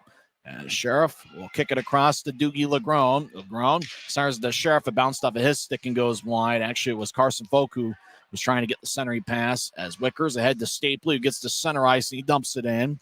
Grizzlies make a full line change about 3 minutes into the second period. As Tulsa back behind their net, as Doogie Legrone surveys things. Legrone fakes to his left. Now he'll toss it off the near wing boards. Long range feed. Connects to Comu, who drops off for Watson. Watson glides towards the right circle. Righty shot saved by Januzzi, and he holds on. Looked like for a second he had bobbled it and it was going to go pass towards the slot. And Januzzi was able to gather it with 16:54 left in the second. Josh West of the Grizzlies captain talking with Aaron Aragon over things, probably angles and where to be. As draws going to be in the Grizzlies zone far circle. Grizzlies won't be home until January 24th as they start a 3-game series against the Rapid City Rush. As the draw won by Utah, as Mayhew over in the far corner gets around Kalmu. Mayhew, the outstanding skater, moves ahead to Aragon, who couldn't reach it. Tulsa tosses back to center ice. Puck bounced off of Karan's stick. Grizzlies in the attack zone. Karan slot, righty shot. And a glove saved by Sukanik. As Karan had a bit of a wrist shot there. And Karan looking for his first goal of the year. Sukanik was able to make a glove save. 16:40 left in the second. Looks like teams are keeping their shifts pretty short here in the third game in less than 48 hours. Fitz is on the left wing. Fitz and Penner are both on the ice. They've got A's on their sweater. Josh Wesley, the Grizzlies captain, is wearing the C. Adam Berg out there. He scored the first goal for Utah last night. Mayhew and Wesley have played a ton of minutes here so far. Grizzlies up to 16 shots. Tulsa's taken 9. Utah wins the draw. Wesley over to Fitz. As Fitz kicks it to the corner, Alec Butcher takes it away, and he spins along the wall. Mayhew cuts it off left point. He fires towards net. It tapped off a Boudreau's stick and rolls towards the end boards. As Boudreau with an outlet pass, it goes past Tyler Polson. It kicks into the Grizzlies' zone. Mayhew backs out to Wesley, who gets pushed by Farron. Now Wesley gets spun around as he spins the puck towards the far corner deep in the Grizzlies' zone. As Mayhew gets hit by Butcher. Puck goes over to the far circle as the stick gets laying on the ice, and that's Polson's. Grizzlies enter from the right side as Wesley will tap it around the wall as Fitz in the near corner cuts it off. 2-on-2 battle as Yevdokimov joins the play. Yevdokimov, 30 years old, out of Russia. As Tulsa gets it to center ice, Butcher will tap it off the glass, and it flies into the Grizzlies zone along the near wall. As Yoon drops it off, Yevdokimov. Januzzi goes down. He got tripped up. A penalty is going to be called as Januzzi gallops to the bench. Delayed penalty. Grizzlies going to have a power play. We get a whistle. And it looks like Utah's called off sides. This draw is going to be in the Oilers zone. It's going to be Utah's 5th power play here so far. Tulsa's yet to go on the power play. And I know what Rob Murray probably is letting referee Yannick Jobin Mansu know about it. Interference is the call. As looked like Tulsa's Alec Butcher knew what he was doing. He ran right into Januzzi, and the call was made. Januzzi was right in front of his net. He was in the crease, and I think Butcher, knowing that Jay Stevens, the emergency backup, is in there, as Will Cranley isn't dressing as he's got a lower body injury. Goaltender interference is the call for 18 into the second period. Utah leads 1-0. As Mick Messner will take the draw.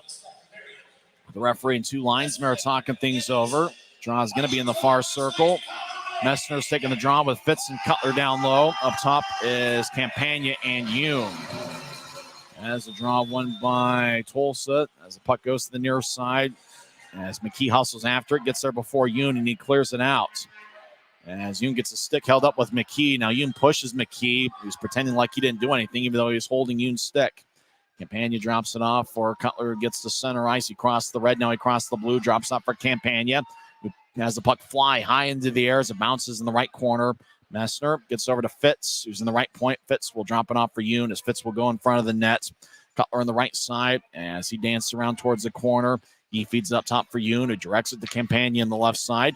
Campagna over on the left will lay it out to Yoon in the high slot over to Cutler. One-timer. It's blocked by McKee. Backhand shot by Messner goes wide. Campagna left side.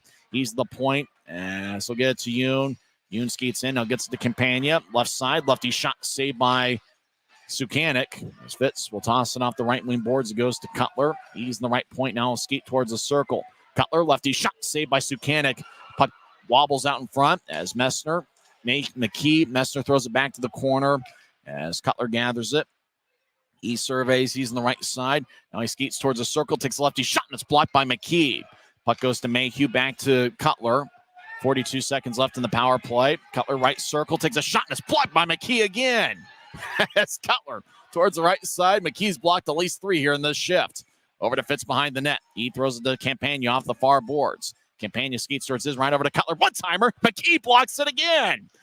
As Fitz back towards Cutler. Maybe they're just firing it to McKee, forcing him to block the shot. Cutler skates towards the right circle, dances around. Now he skates towards the right circle again. Now he gets this Mayhew late in the power play. Mayhew, high slot, lefty shot. Saved by Sukanik. And he holds on to the blast with 11 seconds left in Utah's power play. All right, tough shift for Mike McKee, who just blocked one shot after another over in the near circle. This draw is going to be over in the right side. Still 1-0 Utah with 13:53 left in the second period. By Mayhew got a ton of velocity on it. While Fitz was looking to redirect it, but just fired right into Sukanik's glove, which is on his left hand.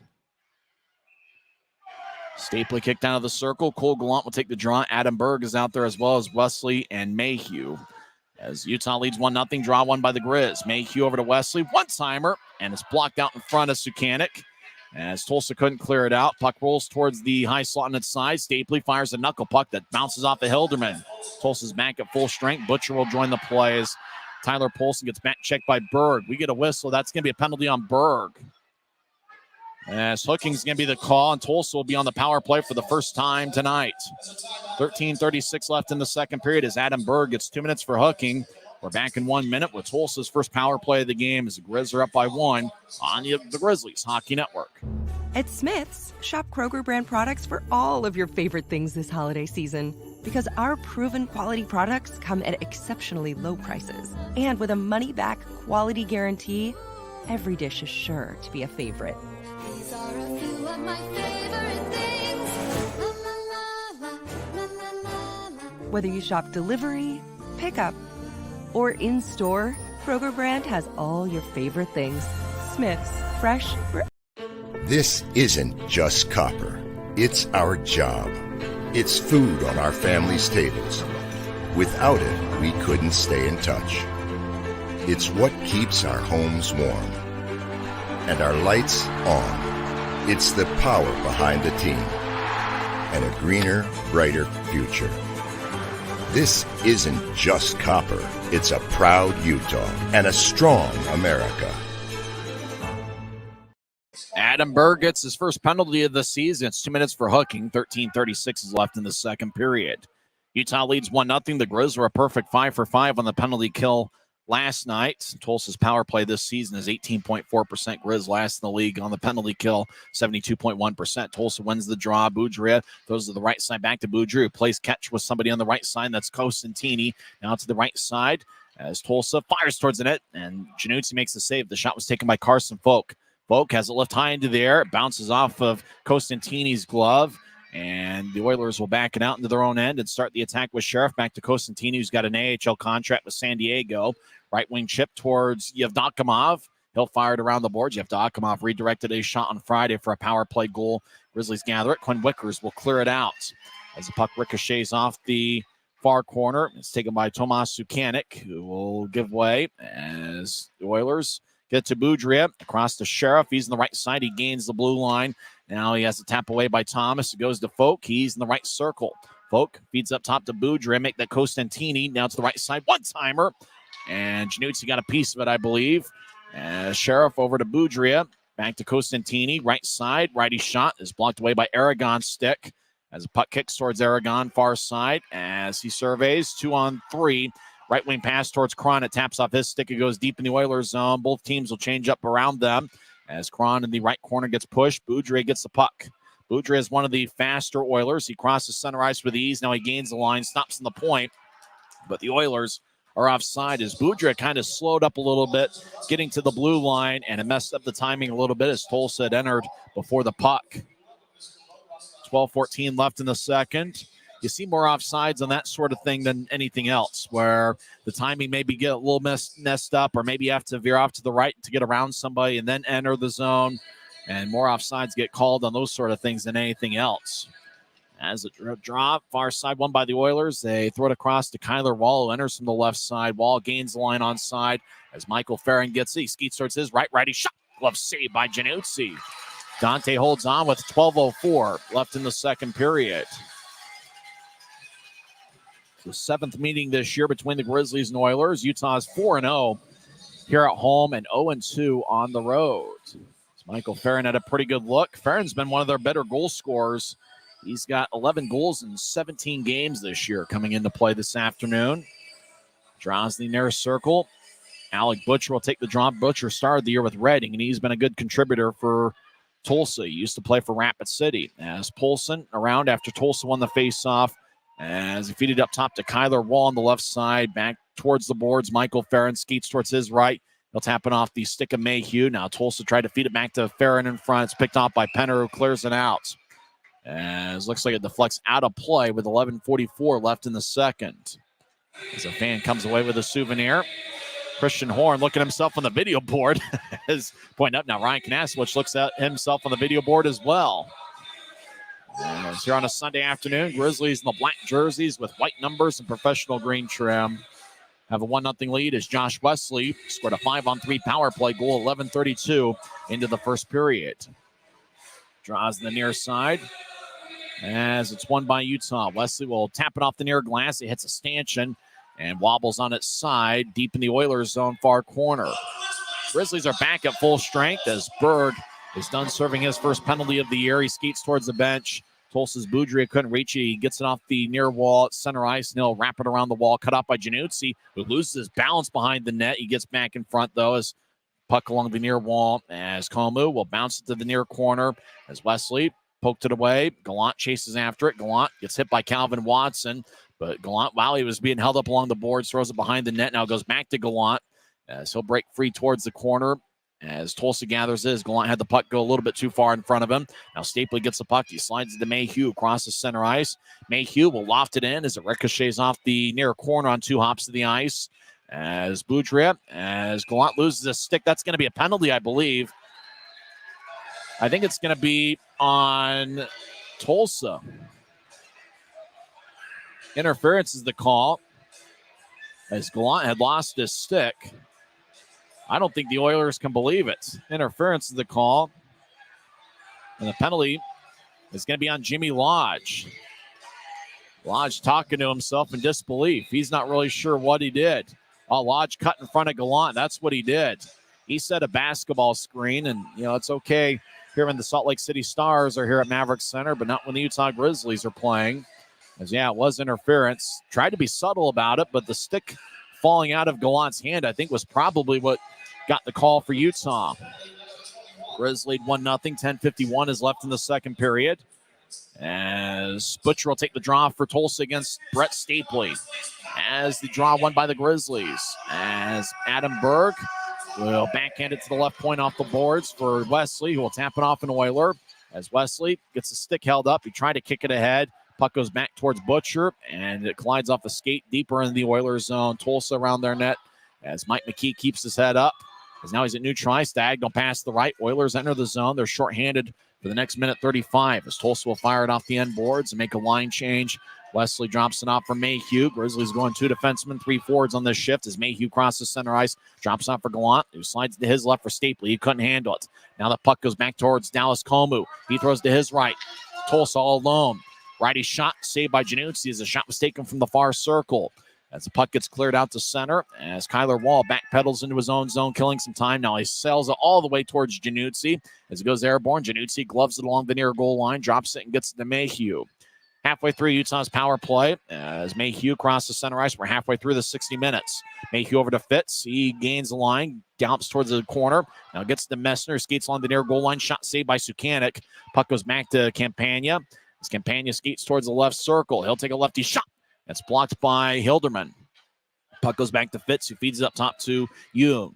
Yoon to Stapley, now back to Yoon. He's in the high slot. He slides to his left for Campagna. He fires towards the net, and it's blocked. Messner loses his balance. Tulsa gets it, and they clear it out. 9:20 and counting left in the second. Utah still leads 1-0. 25 seconds left in the power plays. Brian Yoon behind his net over to Cutler. Brandon Cutler's got good speed. He crosses center ice. Now chips to Messner. Messner right side back to Cutler, who dances around the near goal line. Now back to Fitz, who slides to Campagna left side. Campagna late in the power play as he guides toward the far corner. He trying to feed Fitz out in front. It goes wide as Fitz got a stick lifted at the wrong time. Cutler over to Yoon. Power play is over. Out of the box is Lodge. He'll join the play. Campagna left side shot saved by Sukanik. Rebound to Messner. His shot is wide as McKee doing a good job being big and protecting his crease. Tulsa gains the line. They skate towards the right circle. Lefty shot saved by Januzzi. Rebound out in front, and Cutler cuts in front of Tulsa, who was looking for a righty shot. As Aragon will chip it to Yoon. Yoon the near side, diagonal pass to Cutler, who gets to center ice. Cutler will fire it in. As it rolls along the wall, it hits off the Sukanik stick. Fits in the near corner, gets spun around. Aragon back towards Fitz along the end wall. Hilderman throws it behind his back for Como. He feeds a right wing pass. The Oilers cross center ice. They try to get it down the middle, and Watson couldn't reach it. As Grizzlies get it back. Semick over to the far side for Wickers, who gets to center ice, and he'll fire it in. On one hop of the ice, it's Sukanik who gloves it, and he holds on with 8:04 left in the second. It's good to see Dakota Raby back in the Grizzlies lineup after missing a couple games. Raby wearing number 22. It's his second full season with the Grizzlies. He was certainly a key piece late in the season to the 2021-22 Mountain Division Championship club. Raby played at Michigan and was a graduate transfer, played at Sacred Heart University. I actually saw a video earlier this week of the Sacred Heart hockey facility, and it is beautiful. Utah wins the draw, right point. Wesley, righty shot. Saved by Sukanik because it was a routine shot. And Sukanik made a routine save, and play is stopped with an even 8 minutes left in the second period. Wesley's been a top performer for the Grizzlies today. He had 4 shots in the first period, including 1 goal.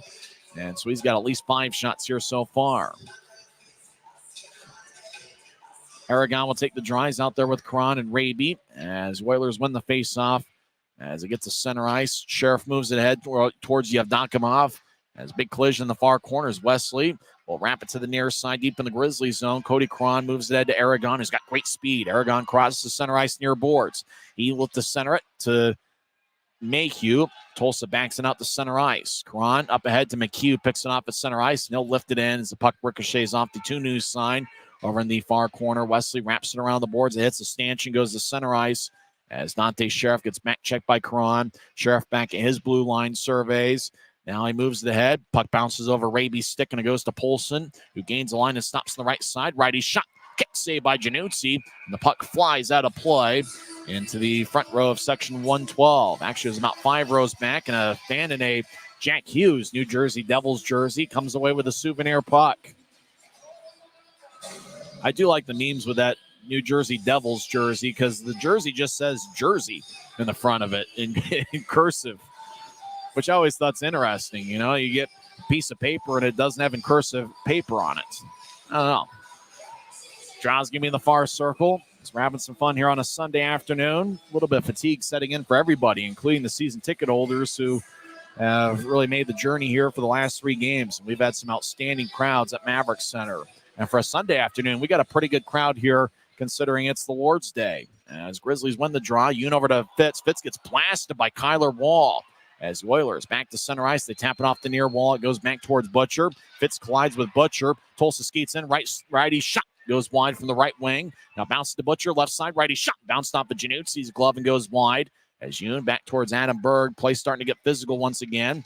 As Berg kicks it towards the middle for Wickers. Wickers fanned on the pass, but it glides slowly to the center ice where Penner gets it to Fitz. And Fitz lofts it in.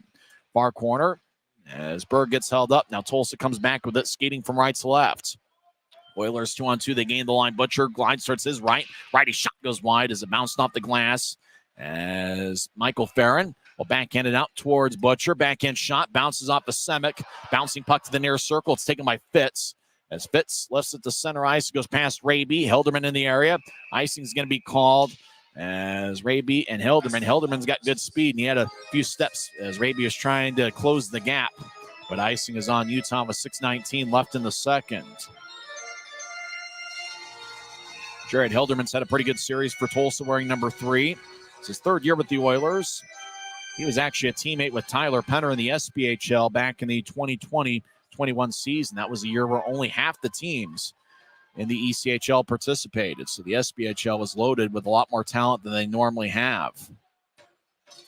Draws in the nearest circle as Januzzi gets a swig of water and adjusts his gloves. Januzzi, one of the more active goaltenders in the league, as Utah wins the draw. Semick spins it towards the right side. Hilderman tried to keep it in but couldn't as he fired towards Januzzi, but the whistle blows as the Oilers are offside. With 6:14 left in the second. As Hilderman couldn't believe it. He thought he kept the blue line.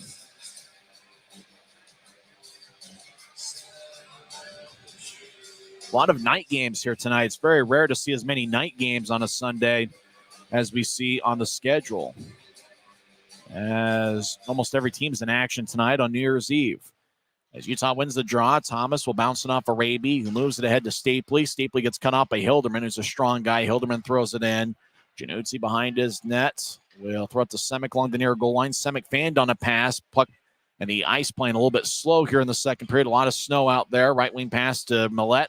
He gains the line and chips to the right corner. Semick collides with Watson. It goes to Lodge. Raby hits Lodge as puck goes to Galan, who's got great speed. He gets to center ice but couldn't get around Hilderman as Boudreau gets blasted by Raby, who's been physical this shift. Puck goes back to Semick across to Thomas. Thomas, the Vermont product, throws to center ice as he collides with Watson. Now Gallant takes the puck, drops it off for Raby. As Raby gains the line, gets around Hilderman. Raby on the right side near goal line. Centering pass, shot. Oh, and Gallant fanned on it as he had a good look there on a pass from Raby. Now Gallant behind the net. As he's towards the far side, he lays it out for Mayhew in the high slot. Back towards Gallant. Left side, righty shot is blocked wide by Boudreau's stick. Stapley gallops after it. About 5 minutes left in the second period. Now to Gallant in the near corner. He gets hit by Hilderman, who's had a long shift.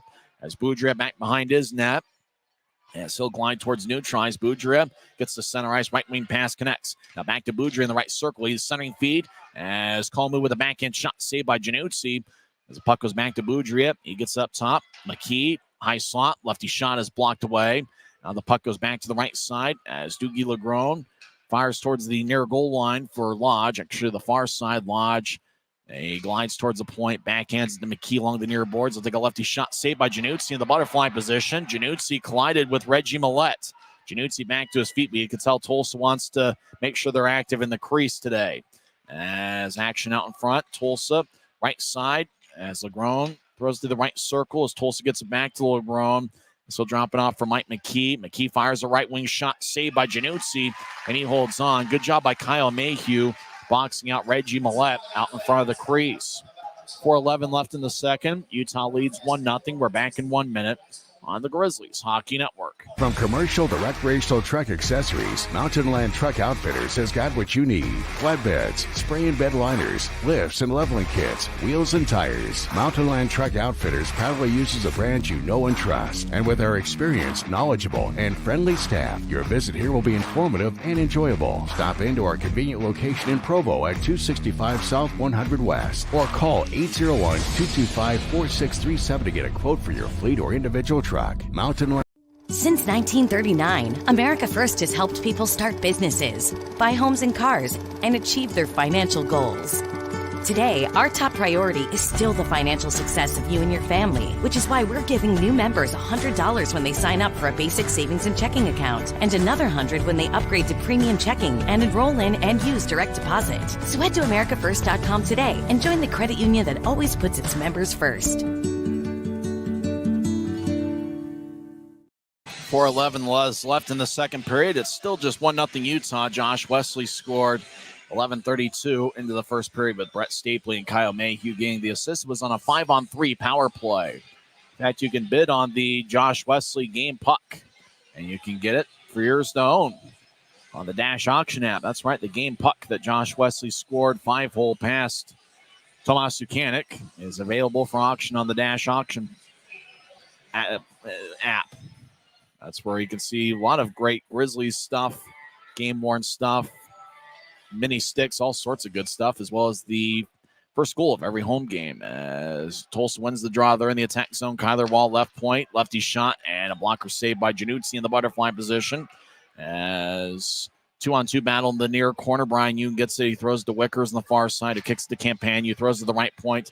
Keeping it is Legrone over to the left side. Butcher shot saved by Januzzi. As somebody gets thrown into Januzzi. My goodness, the backup goaltender is 50 years old. We need Januzzi to stay healthy tonight. As the whistle blows, 3:49 left in the second. I think there might be a penalty on the play. A couple close calls there as Januzzi. It's going to be a cross check. Quinn Wickers goes to the box. Wickers is going to go for 2 minutes. Tulsa is going to be on a power play. As Wickers, knocked the Tulsa player into Januzzi. Tyler Polson was the Tulsa player. Like I said, the backup goaltender is a 50-year-old emergency backup who's got a great podcast that I was on this past summer, Jay Stevens. So Too many close calls here with Januzzi. As about 3 times today, guys have run into him. Tulsa wins the draw. Hilderman throws to the right circle. As the Oilers dance around, I think that's Polson. He feeds up top to Hilderman. Now to Kyler Wall on the left side. Wall feeds to the near circle as Tulsa skates from right to left over to Wall. One-timer is blocked as that hit Cole Gallant, and he's slow to get up. Gallant took that one. He's on 2 knees. He's struggling to get to his feet. Gallant is hobbling towards the bench. Tulsa crosses center. That one got Gallant good as Polson gains the line, and it gets poked out to center. Colin Lee, the Grizzlies trainer, is going to look over Cole Gallant. He looks like he's hurt bad. Right side, Tulsa feeds to the far corner. Alec Butcher dances around. Now he backhands it up top. As Hilderman over to Wall. Wall surveys. Now he skates towards his left and gets it back to Hilderman, who's played a lot of minutes. Hilderman over to Polson. He's on the right side. Now to Butcher behind the net. Back off the far boards for Hilderman, who fakes a shot, and he slides to the Wall. He gets to the left side for Farron. Farron, halfway through the power play, skates towards his right. Shot is blocked by Wesley. Farron gets it back. Right wing shot saved by Januzzi, and Dante holds on. With 2:45 left in the second. As Cole Gallant still on the bench being looked over by Colin Lee, the Grizzlies trainers. That one got him good. He struggled to get off the ice. And Colin Lee looks over. If it's a bruise, it's probably a big bruise. It's going to need a lot of ice. As Cole Gallant, one of the tougher players on the team, he's really been one of the most productive players here in the month of December. Draws give me the far circle. 2:45 left in the second and 56 seconds left in the power play for Tulsa. Oilers win the draw. Boudry over to the left side, back to Legrone, who slides it to his right as Tulsa made a line change during the whistle. As you have Donkamov back to Carson Vogt over to Legrone, who gets to Boudry. He skates towards his right. Now it's the high slot. Now to Sheriff on the left side. Sheriff, he'll take a righty shot. It's blocked by Thomas. Now goes to the right side. Legrone shot, and it's blocked away as well.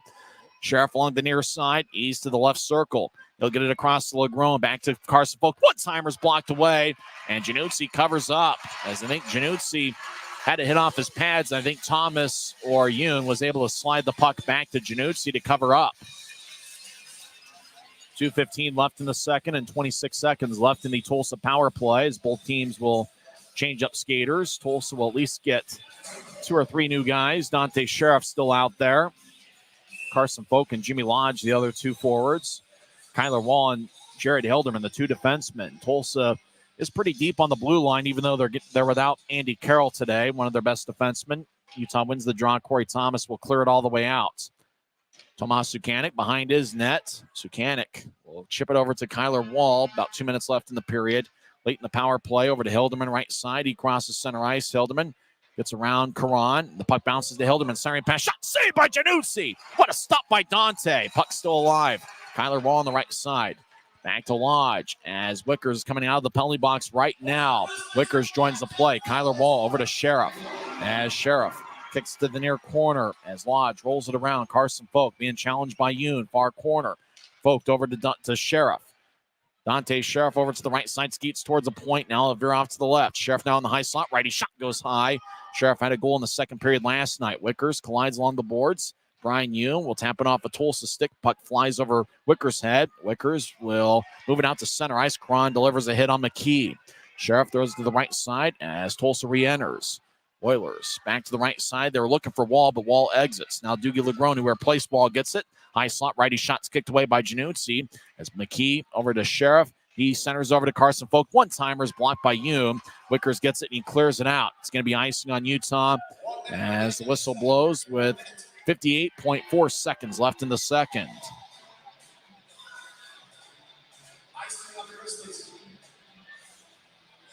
Draw goes back into the Grizzlies zone. Tulsa's taken 22 shots tonight, 16 of them in the second period. Grizzlies, 13 shots in the first period, only 8 here in the second. So Tulsa's got a big shot edge here in the second. Rob Murray talking with the referee. I think Murray's upset with the power play discrepancy. Murray's really letting the referee have it. Rob Murray getting his 2 cents in on the referee today. As draws give me in the far circle, Aaron Aragon will take it. Murray continues to let the referee have it. Rob Murray standing on the bench as the draw won by Tulsa. As Millette throws to Hilderman. Hilderman right side, shot goes wide. As the puck goes to the near side, as it kicks to Corey Thomas, will lift it in the air. It tapped off the near glass, and it bounces in the Oilers zone. Hilderman gathers it. He'll move it out to center ice. Millette drops it off as Komu skates down the middle, gains the line and lays it for Watson, who skates to the near corner. Watson gets blasted by Penner as Millette collides with Wickers. It goes to Boudreau, left circle, take a lefty shot. A lot of traffic out in front. It bounced off the Sheriff and rolls towards Januzzi. And Carl Boudreau, Januzzi had covered up, and Boudreau wants to fight as Boudreau had nudged Januzzi just a little bit. And everybody's found a dance partner. Nobody's now looks like, boy, Reggie Millette just brought down a Grizzly as he just dragged a player for Utah to the ice. And Millette continues to drag down. That's Dakota Raby. Boy, Millette just threw down Raby. And obviously Utah wants to be extra protected. We had mentioned the backup goaltender is a 50-year-old firefighter who's also a radio personality. Raby's going to the penalty box, and so is Reggie Millette. We believe Millette is. Less than 2 minutes left in the period. Raby will just skate towards the locker room. The puck had just kind of glided towards Januzzi. He had covered up, and Boudreau just took one tap, and that's what got the conundrum out in front of Utah's net started. As we mentioned, Januzzi's been contacted by people at least 3 or 4 times. The puck just kind of guided towards them. Boudreau just kind of tapped his stick right towards Januzzi, trying to get a loose puck. And then Boudreau took his right glove off and was hoping to throw some haymakers, but Wickers held up Boudreau before he was able to get anything off. And then Millette just threw down Dakota Raby. Luckily, it looked like Raby didn't bounce his head off the ice. Looks like matching minors, Millette and Raby. 28 seconds left in the second.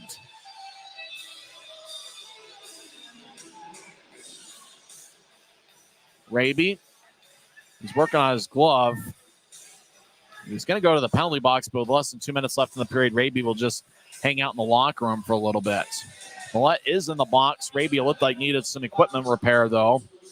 And so watch the rest of the second period in the Grizzlies locker room. So we'll say hi to Dakota Raby, who's watching things from the Grizzlies locker room right now. 28 seconds left, matching roughing minors, Millette and Raby. They're skating 4-on-4. Grizzlies win the draw as Mayhew rolled around Utah's net to Josh Wesley to the far side, back to Stapley. 20 seconds left in the second. A Stapley back behind Utah's net. Grizzlies still lead 1-0. Nobody has scored here in the second period. Stapley over to Mayhew. And he'll toss off the near boards for Cutler. 7 seconds left. Grizzlies still in their own zone, skating from left to right. Cutler gets to center ice. Now he flies into the zone left side, left point, lefty shot. Blocker saved by Sukanik. And that will do it for 40 minutes here at Maverik Center, as the only goal scored so far was a 5-on-3 power play goal by Josh Wesley. 11:32 into the first period.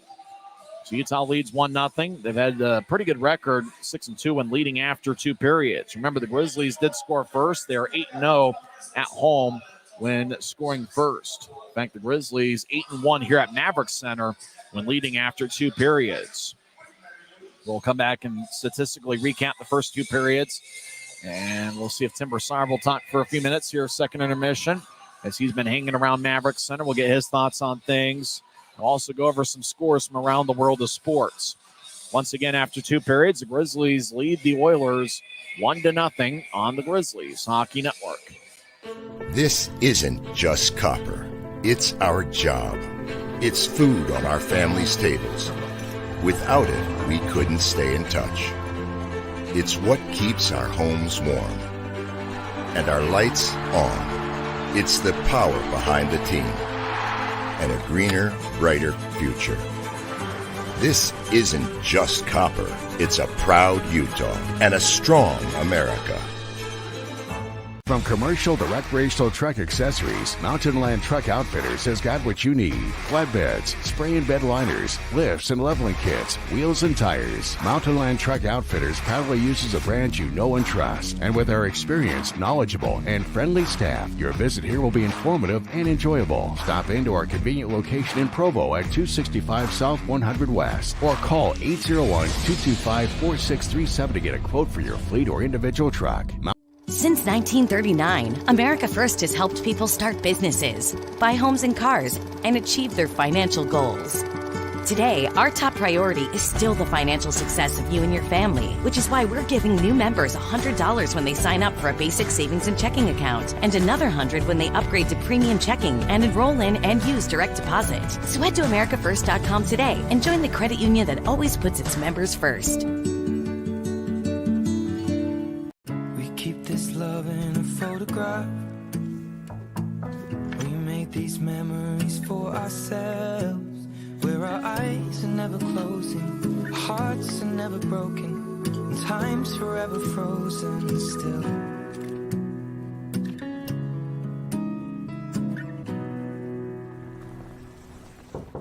So you can keep me inside the pocket of your ripped.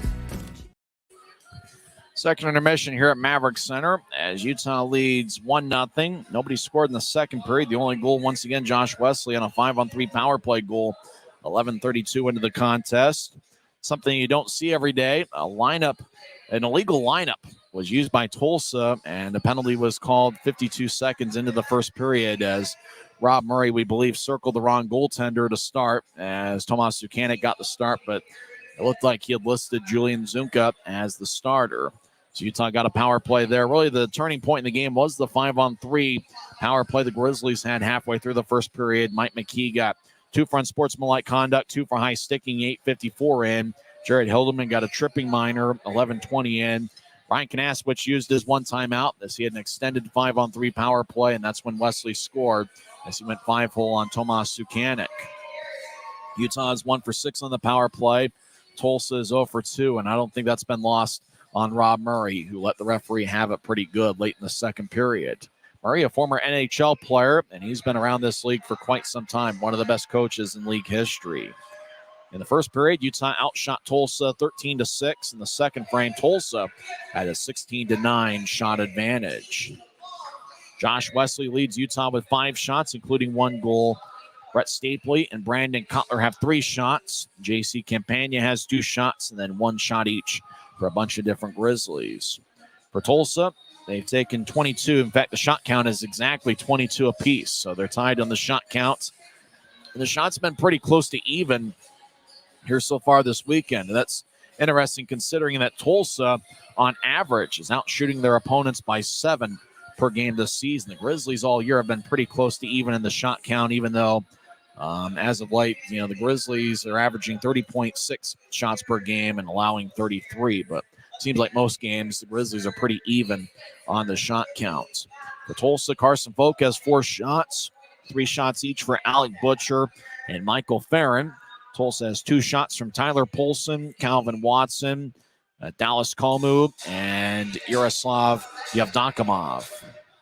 Should be an interesting third period. Attendance this afternoon, 4,587, which is outstanding for a Sunday here in the Salt Lake Valley. 4,587 is the listed attendance here at Maverik Center. Some other scores from around the league. Just about everybody's in action. Looks like half the games are going to be played this evening. Worcester defeats Reading 2-1. Second intermission, Adirondack has a 2-1 lead over Newfoundland. Remember, the Grizzlies are going to be in Newfoundland for a 3-game set. Friday and Saturday at 3:30, and Sunday is going to be at 12:30. Savannah leads Atlanta 2-1 that game after 2 periods. First intermission, Kalamazoo has a 1-0 lead over Indy. Also after 1 period, Cincinnati leads Jacksonville 2-0. Also after 1, Greenville leads the defending champion Florida Everblades 1-0. Late first period, Norfolk and Wheeling are tied at 1. Later on tonight at 5:10, it's going to be Idaho and Allen. Toledo faces Fort Wayne later on. Wichita takes on Kansas City. That game played at Cable Dama Arena. Kansas City is 22-7-1 this season. And at 7 o'clock over at the Monument, Rapid City hosts Iowa. Rapid City is 13-14-2 on the year.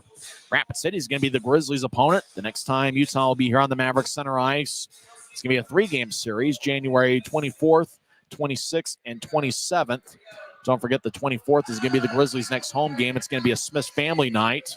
Friday, January 26th is going to be an AFCU Friday where tickets start at $10 when you pay using your AFCU debit or credit card at the Maverik Center box office. And Saturday, January 27th, is going to be Guns and Hoses night with charity games throughout the day leading up to the Grizzlies game at 7 p.m. Make sure to get your tickets, as that game is expected to be a sellout on Saturday, January 27th for Guns and Hoses night. When we come back, we'll go over some NFL and NHL scores. Really looking forward to the Winter Classic tomorrow. That's one of my favorite things to watch on New Year's Day, year in and year out. The Seattle Kraken will take on the Vegas Golden Knights. That game, I believe, is going to be on TNT, but I'm going to listen to the Sports USA broadcast. I'm not sure is the play-by-play for that, but it's always fun to listen to some hockey on the radio, and maybe I can pick up some things I can use for Grizzlies games here next month, as Utah will be on the road for the majority of January. Utah leads 1-0. We'll go over some NHL and NFL scores on the other side, as Utah leads 1-0 here as we're at the Rio Tinto Kennecott Intermission Report on the Utah Grizzlies Radio Network.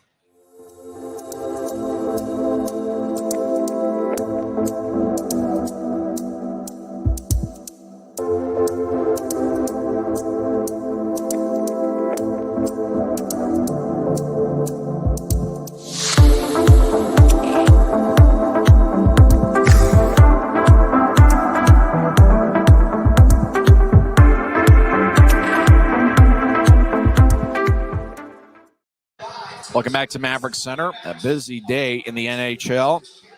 One game has gone final. Winnipeg defeats Minnesota 3-2. Late first period, Pittsburgh leads the Islanders 1-0. After one period, Ottawa leads Buffalo 2-1. Second intermission, Boston and Detroit are tied at 2. Starting in about 10 minutes, Montreal is at Tampa Bay. At 6 o'clock, Edmonton is at the Anaheim Ducks. The Ducks are the NHL affiliate of the Tulsa Oilers. Also at 6 o'clock, Philadelphia takes on Calgary. Chicago is at Dallas. And also at 6 o'clock, the Grizzlies NHL affiliate, the Colorado Avalanche. They host the San Jose Sharks. It's been a good start of the year for the Avalanche, who have a record of 22-11-3. San Jose struggled, but they played okay as of late. Remember, they lost their first 10 or 11 games.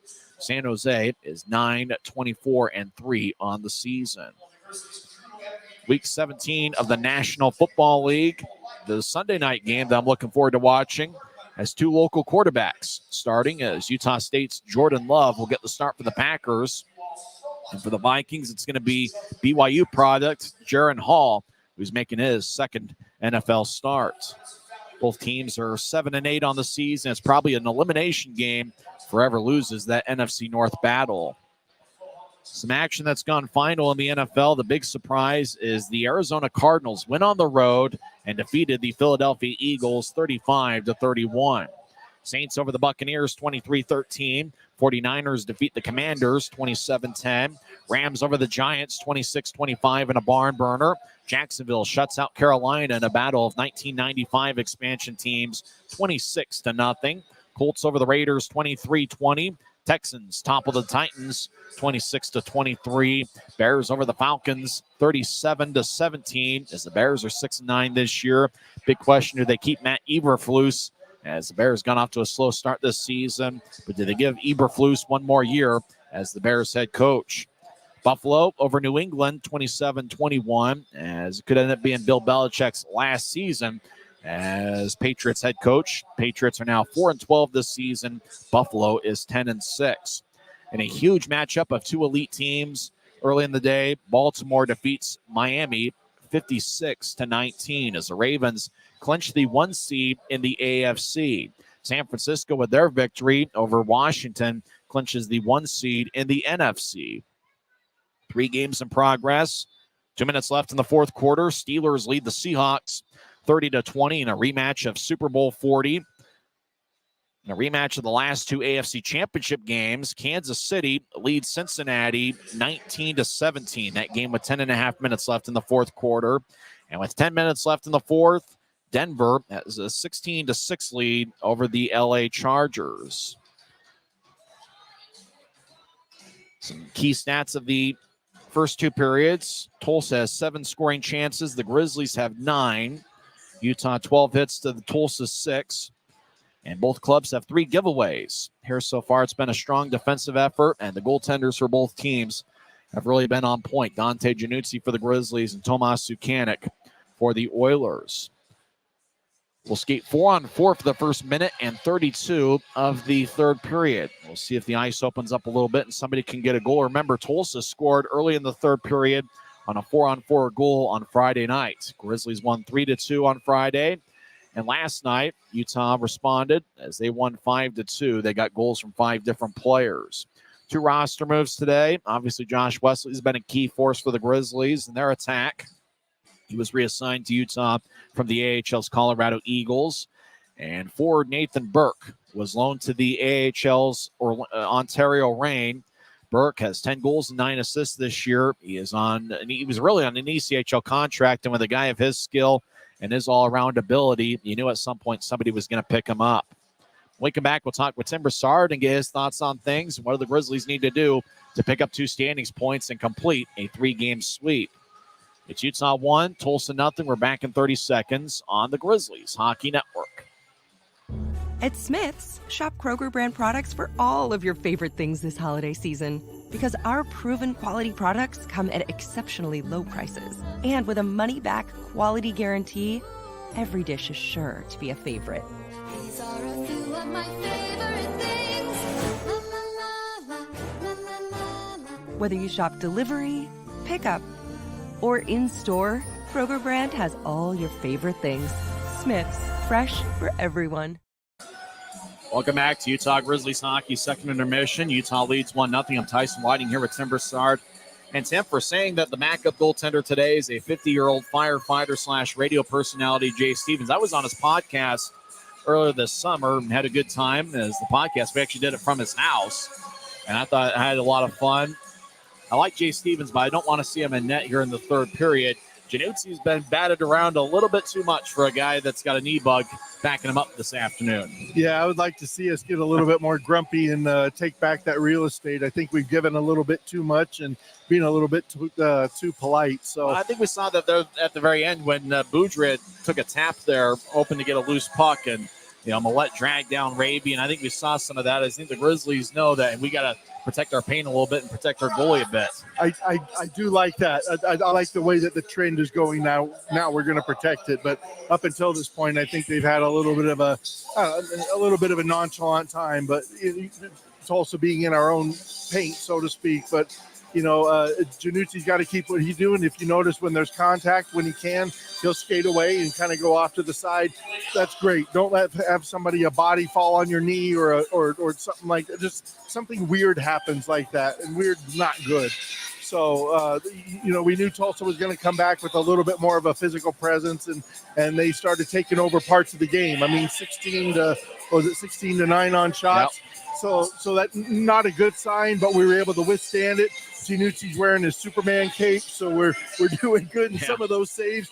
Honestly, I thought a couple of them he had no business making, but yet here we are, still 1-0 going into the third. A lot of fatigue settling in. It's probably as much mental fatigue as it is physical fatigue at this point. Do you think Utah's able to hold on to this lead? And if they are we going to see some goals, or is it going to be 1-0 at the end? Depends how tired they are. I mean, mental fatigue, you got a great point there. A lot of it, and we call it decision fatigue, where you keep putting these guys, and especially the defense and the goalie, in some type of constant decision making, and you're high level and all this. You're making them, okay, do I play this man or that man? And you're looking for those mismatches. When that happens, that's when you see somebody like Stapley with that kind of incredible vision come in and start making those passes, and you get more and more opportunities. So I like our chances here and being able to withstand, but Tulsa's going to come out. If they have another period like they did in the second, I don't think the score is going to be the same. It'll be interesting. First minute 32 is going to be 4-on-4. I wonder if both teams look at that as a golden opportunity. Utah getting an insurance score, Tulsa looking at it as a way to tie the game. Exactly. So look at Tulsa's guns, who they have left, right? So, Sheriff coming in, maybe doing some damage. Polson, somebody else getting them going. Might be Hilderman. Yeah. You don't know. The guy's got a rocket for a shot. So, the Grizzlies, I would like to see them play a little bit more aggressive up on the blue line, chase their blue liners off the blue line, and maybe throw the wings out down the side, keep them honest, and not just let them tee off, rocket shots from back 2 zip codes away and have traffic in front and have Januzzi try to find it. Thanks for the time. We'll talk to you post-game. Appreciate it, Tyson. That's Timber Starb. When we come back, we'll have third period action as Utah leads 1-0. We'll skate 4-on-4 for the first minute 32 of the third period. You're listening to the Grizzlies Hockey Network. This isn't just copper. It's our job. It's food on our family's tables. Without it, we couldn't stay in touch. It's what keeps our homes warm and our lights on. It's the power behind the team and a greener, brighter future. This isn't just copper. It's a proud Utah and a strong America. From commercial to recreational truck accessories, Mountain Land Truck Outfitters has got what you need. Flatbeds, spray and bed liners, lifts and leveling kits, wheels and tires. Mountain Land Truck Outfitters proudly uses a brand you know and trust. And with our experienced, knowledgeable, and friendly staff, your visit here will be informative and enjoyable. Stop into our convenient location in Provo at 265 South 100 West or call 801-225-4637 to get a quote for your fleet or individual truck. Mountain Land Truck Outfitters. Now we're about set to start the third period as Utah leads Tulsa 1-0. We'll skate 4-on-4 here to start the third period as Raby's in the penalty box, as is Tulsa's Reggie Millette. Both guys are serving roughing minors. Time of that penalty was 19:31 into the second period. Utah's 1 for 6 on the power play. Tulsa is 0 for 2. To start the third frame, it's going to be Kyle Mayhew and Josh Wesley for Utah, the two defensemen. Brandon Cutler and Brett Stapley, the two forwards. Stapley leads the Grizzlies with 24 points this year, 5 goals and 19 assists. Stapley got an assist on the Josh Wesley goal, 11:32 into the first period. Brandon Cutler leads the Grizzlies with 4 power play goals. He also leads the team in shots. And he's tied for the club lead with Nathan Burke with 10 goals. Cutler 10 goals and 10 assists this season. For Tulsa, it's going to be Carson Folk out there with Dante Sheriff. The defensive pairing is Doogie Legrone and Mike McKee. Grizzlies will be skating from right to left as we see it from high atop section 114. Tulsa will be skating from our left to our right as Utah wins the draw. Wesley gets the puck. He backpedals in front of Januzzi. Now he feeds a far wing pass to Stapley, who gets to center ice. He'll toss it in. Stapley chases after it as he gets there about the same time as Doogie Legrone. Stapley over to Mayhew across to Cutler. Cutler slot righty shot. And a shoulder saved by Sukanik. Sukanik hits the ice. He's on his backside. Tulsa throws to the near corner. Mayhew collides with Legrone. Cutler over there with Folk. Cutler gets held up by Folk. And now Cutler breaks free as he continues to battle with Folk, who gets the puck and he skates towards the far side. Folk backhands it across to Doogie Legrone, who's got an A on his sweater. As Legrone will hold on to it, and both teams will spread the ice. About 50 seconds left in the 4-on-4. Pass ahead to Sheriff, who gets to center ice. Sheriff dances around the center ice logo. Now he'll lay it out for Watson, make that Farron. Farron skates in, right side, righty shot saved by Januzzi. Rebound goes to the left point. Boudria trying to brush it towards Farron. He couldn't get it. As it goes back to Utah, makes a line change. As McMessner will toss it off as Sheriff. Now Sheriff gets it back from McKee. Make that Michael Farron. As the Oilers back deep in their own end. 22 seconds left in the 4-on-4. Utah still leads 1-0. The Oilers throw it to the near side for Farron. He crosses the center ice logo down the middle. He's surrounded by 4 Grizzlies. Farron chips it to the right corner as he gets spun around by Yoon. As Farron continues to spin around as he hits off the boards. As Hilderman, right point, righty shot, gets redirected by a stick and rolls to Januzzi, who makes the save. As Farron tried to redirect it, I think he got a piece of it, but Januzzi was able to gobble it up with 18:31 left in the third and 3 seconds left in the 4-on-4. Drow's giving me the far circle. Dylan Fitz will be out there with Tyler Penner, Quinn Wickers, and Brian Yoon, the 2 defensemen. Raby standing up in the Grizzlies penalty box, and Reggie Millette standing up for Tulsa. Both guys will come out of the box in 3 seconds. Butcher will take the draw for Tulsa, and it's won by Penner and the Grizzlies. As Wickers moves out to center ice, Raby's out of the box, so is Reggie Millette. Millette tries to hold up Raby, but icing is called. As Millette tried to make sure that Raby didn't skate down there, but the Grizzlies were called for icing with 18:24 left in the third. Both Millette and Raby, I'd like to see a foot race between those guys, as Raby, one of the fastest, if not the fastest Grizzly, and Reggie Millette's got a ton of speed for Tulsa. As Millette could go to the bench, Raby's got to stay out there after the icing. He's out there with Fitz and Penner. Those guys have been really key players and consistent players for the Grizzlies over the last couple of years. Wickers and Yoon, the defensive pairing. Tulsa wins the draw. Farron, right side, fires towards the net, and it kicks off a Penner skate. It goes to the left side. Shot goes wide by Kyler Wall off the boards and glides to Januzzi, who covers up in the crease with 18:15 left in the third. Tulsa's up to 24 shots. Grizzlies have 23. Last game of the homestand and last game in the month of December. It's been kind of a tough month for Utah, but they've settled in with 2 victories here this week against Tulsa, and they look for the 3-game sweep here as they've got a 1-0 lead. Penner will take the draw against Butcher in the far circle. Grizzlies will be on the road for 9 or 10 straight, starting next week with a 3-game set against Newfoundland. Grizzlies win the draw. Adam Berg to the left side, crosses center ice. He'll throw it in as Berg gets around Kyler Wall, chasing after it. Fitz over there with Penner. 2-on-2 battle. As the puck kicks towards the near corner, Kyler Wall gets it. He's a brick wall at 235 pounds. He moves a backhand pass to center ice. Thomas throws it back in. Fitz and Berg chases after it as Costantini around the net. Rolls it to the far side as it's taken by Tulsa. Sheriff will bounce it off of Fitz. It goes to Semick, who will hit it to Fitz. Fitz backhands it in and comes off at the end of a long shift as the puck goes back to Dante Sheriff, who's one of their best goal scorers. He loses it. Messner skates to the near corner. He gets double teamed as Tulsa pushes it ahead. Cutler cuts it off left point. Shot kick saved by Sukanik. Now Cutler loses it as it goes to Carson Folk, who carries it to center ice. Folk, right wing pass to Sheriff.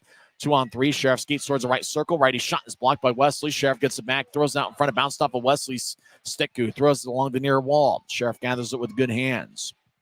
Sheriff gets it poked away by Wesley out to neutralize. Good defensive play by the Grizzlies captain. As Tulsa, Carson Folk, diagonal pass or horizontal pass, and Tulsa's offside as Folk got it towards Polson, but the timing was messed up. Good job by the Grizzlies protecting the blue line. 17:04 left in the third. Utah leads 1-0 as both teams will change things up. A lot of tired bodies out in the ice. Third game in less than 48 hours. Jimmy Lodge will take the draw against Brandon Cutler. A lot of sticks on knees and hands on knees. Everybody just trying to get some of that Utah version air, which I think is still unhealthy for sensitive groups, which includes me. Draw button by the Grizzlies. Yoon ahead to Messner. It's picked off by Tulsa as Legrone to the right side, gets to the point, fires a righty shot. And he fired it towards the moon as it goes out to play off the protective netting. 16:54 left in the third. Utah still leads 1-0. Draw is going to be in the Grizzlies zone. Both teams have 24 shots. As we mentioned, Tulsa, on average, outshoots their opposition by 7 per game. Grizzlies have done a good job kind of keeping the shots even against a club that usually takes quite a few. Grizzlies win the draw. Wickers taps off the near glass. It goes to Watson. He gets across to Millette. It tapped off his stick. Millette still looking for his first goal this season. Brushes it towards the far corner, gets it back, and trying to get to Jimmy Lodge. Puck bounced off the referee as it goes to Hildeman right side. Righty shot saved by Januzzi. Rebound out to the circle. Aragon couldn't reach it. As Tulsa throws it back to the corner, it's taken by Wickers, who backhands it to the far side. As Karan back to Yoon behind Utah's net. As he's behind Januzzi. Grizzlies skate from right to left here in the period. Far wing pass to Karan, who gallops across center ice. Karan with good speed. He'll backhand it towards the slot, taken by Tulsa. Will outlet it out, looking for Calvin Watson, but the pass is incomplete, and the icing is on the Oilers with 16:16 left in the third. Tomas Sukanik is starting for the second straight game for Tulsa, even if he wasn't listed as a starter on the stat sheet. As we saw the rare illegal lineup penalty called 52 seconds into the first period. Stapley will take the draw. Well, you talk about a guy that could be a candidate for the league's player of the week. Stapley, 2 goals and 1 assist on Friday, 2 assists last night, and he's got an assist in Utah's lone goal here this afternoon. Lodge will take the draw for Tulsa. He's itching and ready to go. Puck dropped and won by Tulsa. 2-on-2, they cross center ice. Farron chips it to the near side off the boards for Watson. Wesley backhands it to center ice. Hildeman fires it off the far corner. Mayhew gathers it. He's out there with Wesley, Stapley, Gallant, and Dakota Raby. As Wesley gets it in the far corner along the goal line, as Wesley surveys, and he'll zip one out to center ice looking for Stapley. Pass doesn't connect. Boy, Raby looked like he was about even with Tulsa's skater, but icing is called. As there's 15:51 left in the third. You can tell the fatigue setting in because you don't see people really moving. You're seeing the movement of the puck more than you're seeing body and player movement. As Stapley will take the draw against Alec Butcher. And sure, it may save money on travel and team's not having to stay an extra day, but it doesn't make for the most aesthetically pleasing kind of game. Draw one by Tulsa, left side, shot is blocked by Gallant. Now shot, saved by Januzzi, rebound goes to Mayhew. The backhands it to Gallant, who will tap it off a Tulsa stick. Raby at center ice battles as he breaks free. He skates over, gets the puck. Raby skates towards the slot, looking for a shot. Tulsa lays on it, as now the Grizzlies around the net with the puck. Fitz feeds over to Thomas, left side. Thomas bobbles it. It goes to Fitz. Fitz loses it. Tulsa gathers it, and there wasn't a penalty called. As it looked like for a second there might have been, as the puck was near the crease. As Fitz throws it off the end boards. Thomas chases after it. He collides with Wall as the puck skips towards the far side. Raby delivers a big hit as Tulsa backhands it out to center ice. It bounced off the Stapley, who gets the puck. He'll slide it across to Fitz. Near side, Fitz left wing, takes a righty shot that goes wide as he wants stick side on Sukanik. As the puck deflects out of play with 15:05 left in the third. Good shift by Corey Thomas and Jacob Semick.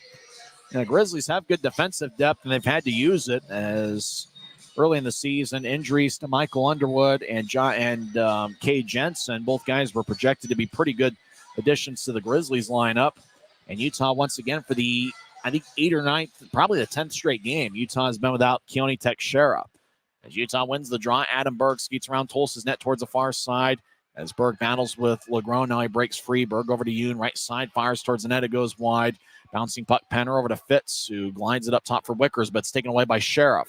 Sheriff 3-on-2 crossing center ice. Over to Folk, back to Sheriff, who gains the line, back to Folk, who splits a double team but loses the puck. When Wickers moves it ahead, it goes past Legron. Taking it's Mike McKee in his own end as McKee drops it off for Legron. Grizzlies make a line change. Now back to Sheriff, right side. He'll pitch it off the boards as it skips off the ice towards the far side. McKee around the net. Skates towards the near side. Now gets to Legron. One-timer, and it goes just wide. As puck bounced off the boards to Polson. Sheriff in the left point gets taken away as Brian Yoon will carry it out to center ice. Backhand pass to the far side for Penner. Penner gains the line. He collides with Hilderman, but Hilderman went down. Campagna back along the far goal line. Hilderman took it away. He slides it to Sheriff. Dante Sheriff gallops across center ice 2-on-3. He lifts it over the head of Mayhew as Wesley collides with Sheriff. Both guys get spun around. Campagna near corner back to Wesley. He was around Utah's net. Wesley back to Mayhew with Sheriff hitting him as Mayhew moves it ahead along the near side for Campagna, who will tap it off the wall for Watson, who gathers it with good hands. Watson back to Hilderman. He's in the Oilers zone near side. Is now Hilderman will reverse field and throw it back across to Boudria. Carl Boudria, number 16, skates along Broadway. Right wing pass to Watson. He'll take a shot that goes wide as it taps off the glass. Left point. Lodge with a righty shot that goes wide off the glass. Near side, Boudria battles with Mayhew. Mayhew pokes it towards Campagna, who gets it, and he lightly throws it in as the Grizzlies sneak in a line change. Jimmy Lodge back in his own end gets it to Reggie Millette. 13-15 and counting left in the third. Utah still leads 1-0. The Oilers get to neutralize. Millette crosses center down the middle. Now he gains the line, chips Diz right for Watson. Watson with a shot that goes wide. Millette might have gotten a piece of it. As Jimmy Lodge, the fans take him a Let's Go Grizzlies chant. As Lodge gets pushed by Aragon. As Lodge throws it back to the spot he vacated. Watson, far boards, gets pushed by Yoon as the puck kicks up top for Costantini. Right side. His righty shot is blocked away by Berg's stick as it flies out of play. 12:49 is left in the third. Utah leads 1-0. Time out on the ice will take one as well. As Grizzlies are up by 1. Josh Wesley scored 11.5 minutes into the first period. No one has scored since. This is the Grizzlies Hockey Network. From commercial to recreational truck accessories, Mountain Land Truck Outfitters has got what you need. Flatbeds, spray and bed liners, lifts and leveling kits, wheels and tires. Mountain Land Truck Outfitters proudly uses a brand you know and trust. And with our experienced, knowledgeable, and friendly staff, your visit here will be informative and enjoyable. Stop into our convenient location in Provo at 265 South 100 West or call 801-225-4637 to get a quote for your fleet or individual truck. Mountain. Since 1939, America First has helped people start businesses, buy homes and cars, and achieve their financial goals. Today, our top priority is still the financial success of you and your family, which is why we're giving new members $100 when they sign up for a basic savings and checking account, and another $100 when they upgrade to premium checking and enroll in and use direct deposit. So head to AmericaFirst.com today and join the credit union that always puts its members first. 1-0 Utah, 12:49 left in the third period. Both teams have 25 shots. The difference in the game is Josh Wesley's 5-on-3 power play goal, 11:32 into the first period, with Brett Stapley and Kyle Mayhew getting the assist. Draw one by Tulsa there in the attack zone. Right side, shot by Farron is blocked away by Januzzi. Now left point, shot, kick saved by Januzzi. Puck wobbles towards the near wing boards as Cosentini moves it ahead. Tulsa in the attack zone, left side, as they'll drop it off to the corner. As Dallas Como is a good skater, throws to the near goal line. Puck bounced off of Januzzi. It goes back to Utah as the Grizz will skate out to center ice. Cody Cron with the long strides. Gains the line. Skates towards his left. Cron tried to chip it out in front to Berg. Shot saved by Sukanik. As on the drive-by was Wickers. Sukanik on his side as he's back to his feet. Near corner, Cron battles. He plays hard every shift over to Wickers. Left point. Shot gets redirected and goes wide as Aragon was trying to redirect it and got a piece of it. As puck goes over to Tulsa as they spread the ice. Butcher will tap it to center ice off the skate of Komu. He gathers it wearing number 28. Dallas Komu gains the line right side, skates towards the circle as he gets pushed down by Wickers. No call. As taking it's Corey Thomas, who moves the head past Stapley, goes to Cole Gallant, who crosses center ice. Left wing pass to Raby. Raby back to Gallant, who got spun around as Mike McKee was in the area. As Raby to the right point, now gallop out to neutral ice. Raby skates towards his left. Now backing out to Grizzlies territory as he feeds to Semick. Semick, the Arizona State product. Left wing pass to Stapley. Bounced off of him to center ice as the linesman says no icing as Stapley got a piece of it. Puck deep in the Tulsa zone as Gallant lays it over for Semick. Left side back to Raby, who couldn't get the bouncing puck. Stapley behind the net as he skates around to the near corner. Now he gets to Semick as it's poked away by Dante Sheriff. Semick brushes it ahead for Gallant. Back to Stapley. Stapley gets around center ice and wraps it around the wall. Grizzlies change things up. 11:05 and counting left in the third. Utah still leads 1-0. Mike McKee, long-range pass ahead. Connects. Sheriff over towards Carson Folk. He trying to feed it out in front, and nobody was home as Polson was more towards the left circle. Polson held up by Penner along the wall as Wesley joins the play, and coming out of the piles, Kyle Mayhew. Mayhew skates down the middle as he crosses center ice. Left wing pass to Berg. Berg gains the line and skates towards the corner. Gets hit by Hilderman as Hilderman and Berg hold each other behind Tulsa's net as the puck kicks towards Fitz. He threw it between the legs of Penner. It was cutting towards the net. Tulsa comes back the other way. 2-on-2. They cross center ice. Boudreau gets around Wesley. Boudreau centering pass out in front to Sheriff. Great job by Berg getting a stick in the way as Sheriff gets it back. Sheriff on the left side. As he gets it to Boudreau in the high slot. Boudreau lefty shot is blocked by Wesley's stick, and the puck skips towards the far corner. Tulsa backhands it to the right side as Sheriff gets it across. Boudreau, left side, shot is blocked by Wesley. Wesley moves it ahead. Taken by Fitz at neutral ice, one-on-one. Cosentini in front of him. Fitz will loft it in as Grizzlies change up around him as Tulsa gathers it. Halfway through the third period, still 1-0 Utah. Right wing pass to Watson, who gets to center ice. Messner takes it away. Messner brushes ahead to Cutler. Cutler collides with Wall, but Cutler keeps his feet. He chases after along the end wall. Centers to Messner, bouncing off his skate towards Sukanik, who's able to cover up.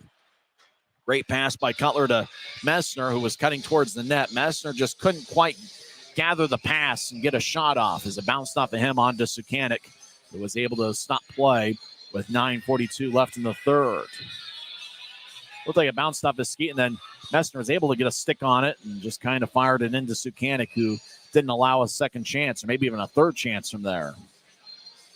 9:42 left in the third. It's still 1-0 Utah. Grizz have now outshot the Oilers 29-26. Campagna right side shot saved by Sukanik. As action in the Tulsa zone, Cutler gets blasted along the boards by Doogie LeGros. Now it goes to Reggie Millette. He skates along the near side as he keeps his head up and throws it to the left for Watson. Watson, diagonal pass, slicing it in as Millette chips it around the wall for Brandon Cutler. And as Cutler loses it, Reggie Millette gets pushed by Cutler. It goes to Jimmy Lodge, who slides it up top for McKee, left point. McKee shot goes wide as it ricochets off the Maverik side behind Utah's net. Campagna throws ahead. Millette's able to keep it in, but he played with a high stick, and the linesman spotted it, and the whistle blows. Millette played it with a high stick trying to keep it in. He did what he had to do as the puck was just about shoulder high, and he was able to keep it in, but played it with a high stick as the whistle blows with 9:04 left in the third. Grizzlies will be off until Friday night as they take on Newfoundland. 3:30 local time in the Mountain Time Zone, 7 o'clock over at Mary Brown's Center. As Skip Carey, the old Braves announcer, would say, hello, insurance wouldn't hurt. And for the Grizzlies, they're looking for a big insurance goal here late in the third period. As Tulsa gets it neutral ice after the Grizzlies won the faceoff. As they skate in, but they're offside as Cody Cron getting physical with Dallas Komu. Both guys wearing number 28. As Cron looking things over, McKee yelling at the linesman and partly yelling at Cody Cron. Cron's going to be at neutral ice, 8:55 left in the third. We've had quite a few whistles here over the last few minutes. Butcher will take the draw against Tyler Penner. He's out there with Cron and Aragon. Make sure to follow the Grizzlies on Facebook, Twitter, Instagram, X, and Snapchat, as well as TikTok. I'm on X at Tyson on Sports. Deep in the Grizzly zone near corner as it goes to Aragon. We've been skating 5-on-5 for a while as Aragon gets to center ice, and he'll wrap it around the boards. As it goes to the right side, Utah gets held up. Penner drifts over now to the near goal line as Cron chips out in front for Aragon. Tulsa gets a stick in the way as Cron was looking for Aragon. Now left side, Mayhew with a shot. It's blocked by Butcher. Aragon slides it across. Mayhew, near side gets it, and he lays it for Cron. Cron left side, shot is blocked out in front. Penner was in the area with a couple Oilers. Tulsa moves to the head, 2-on-1. Barron, right side, skates in, toe drag, shot, saved by Januzzi. And Mayhew backhands it out to center ice. Pass off the near boards for Hilderman. He gains the line, 3-on-3. Hilderman, right side, feeds to Butcher. Butcher skates in, backhand shot goes wide. Januzzi gets run into, and we get a penalty. I think Wesley knocked Butcher into Januzzi. Januzzi pushes Butcher.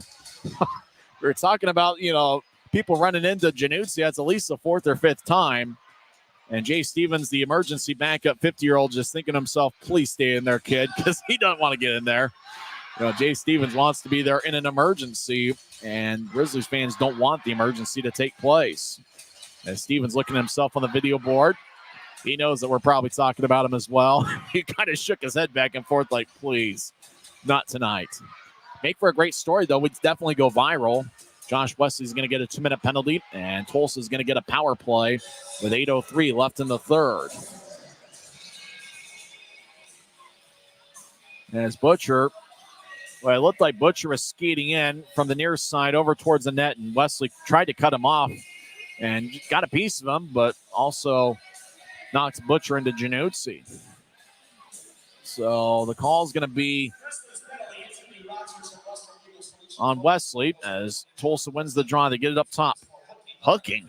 I don't know if the hooking was the right one. That's what they called, though. Boudreau over to Hilderman. He gets it across to Sheriff, left side. Sheriff, righty shot. It's blocked away by Januzzi. It bounced off the backboards. Jimmy Lodge to the near side. Hooking is the call on Wesley. As it goes to Hilderman, right side. As he feeds it towards the corner for Lodge, who surveys. Now back to Hilderman, who slides it across for Boudreau. He'll get it to Sheriff in the far corner. As Sheriff kicks it back to Boudreau. One-timer. That's blocked away. I think it hit Yoon before it got to Januzzi. As Gallant gathers it, Fandon clearing it out. Boudreau over to Sheriff. Left circle. Sheriff skates towards his right. He'll take a righty shot and it goes wide. Puck goes to Jimmy Lodge, who kicks it up top for Boudreau. Boudreau directs it to Hilderman. Hilderman in the high slot. Feeds it to Sheriff, left circle. Sheriff dances around, fakes a shot. Now gets it to Boudreau, right side. Now kicks it to Folk. Back to Boudreau, high slot near the Bud Light sign over to Folk. One-timer, saved by Januzzi. Dante holds on as the puck was fired towards his chest, and he was able to gather it around the Grizzlies logo. 55 seconds left in the Tulsa power play and 6:58 left in regulation. Fans having a good time. A pretty good Sunday crowd. 4,587, which for a Sunday here in the Salt Lake Valley, that's outstanding.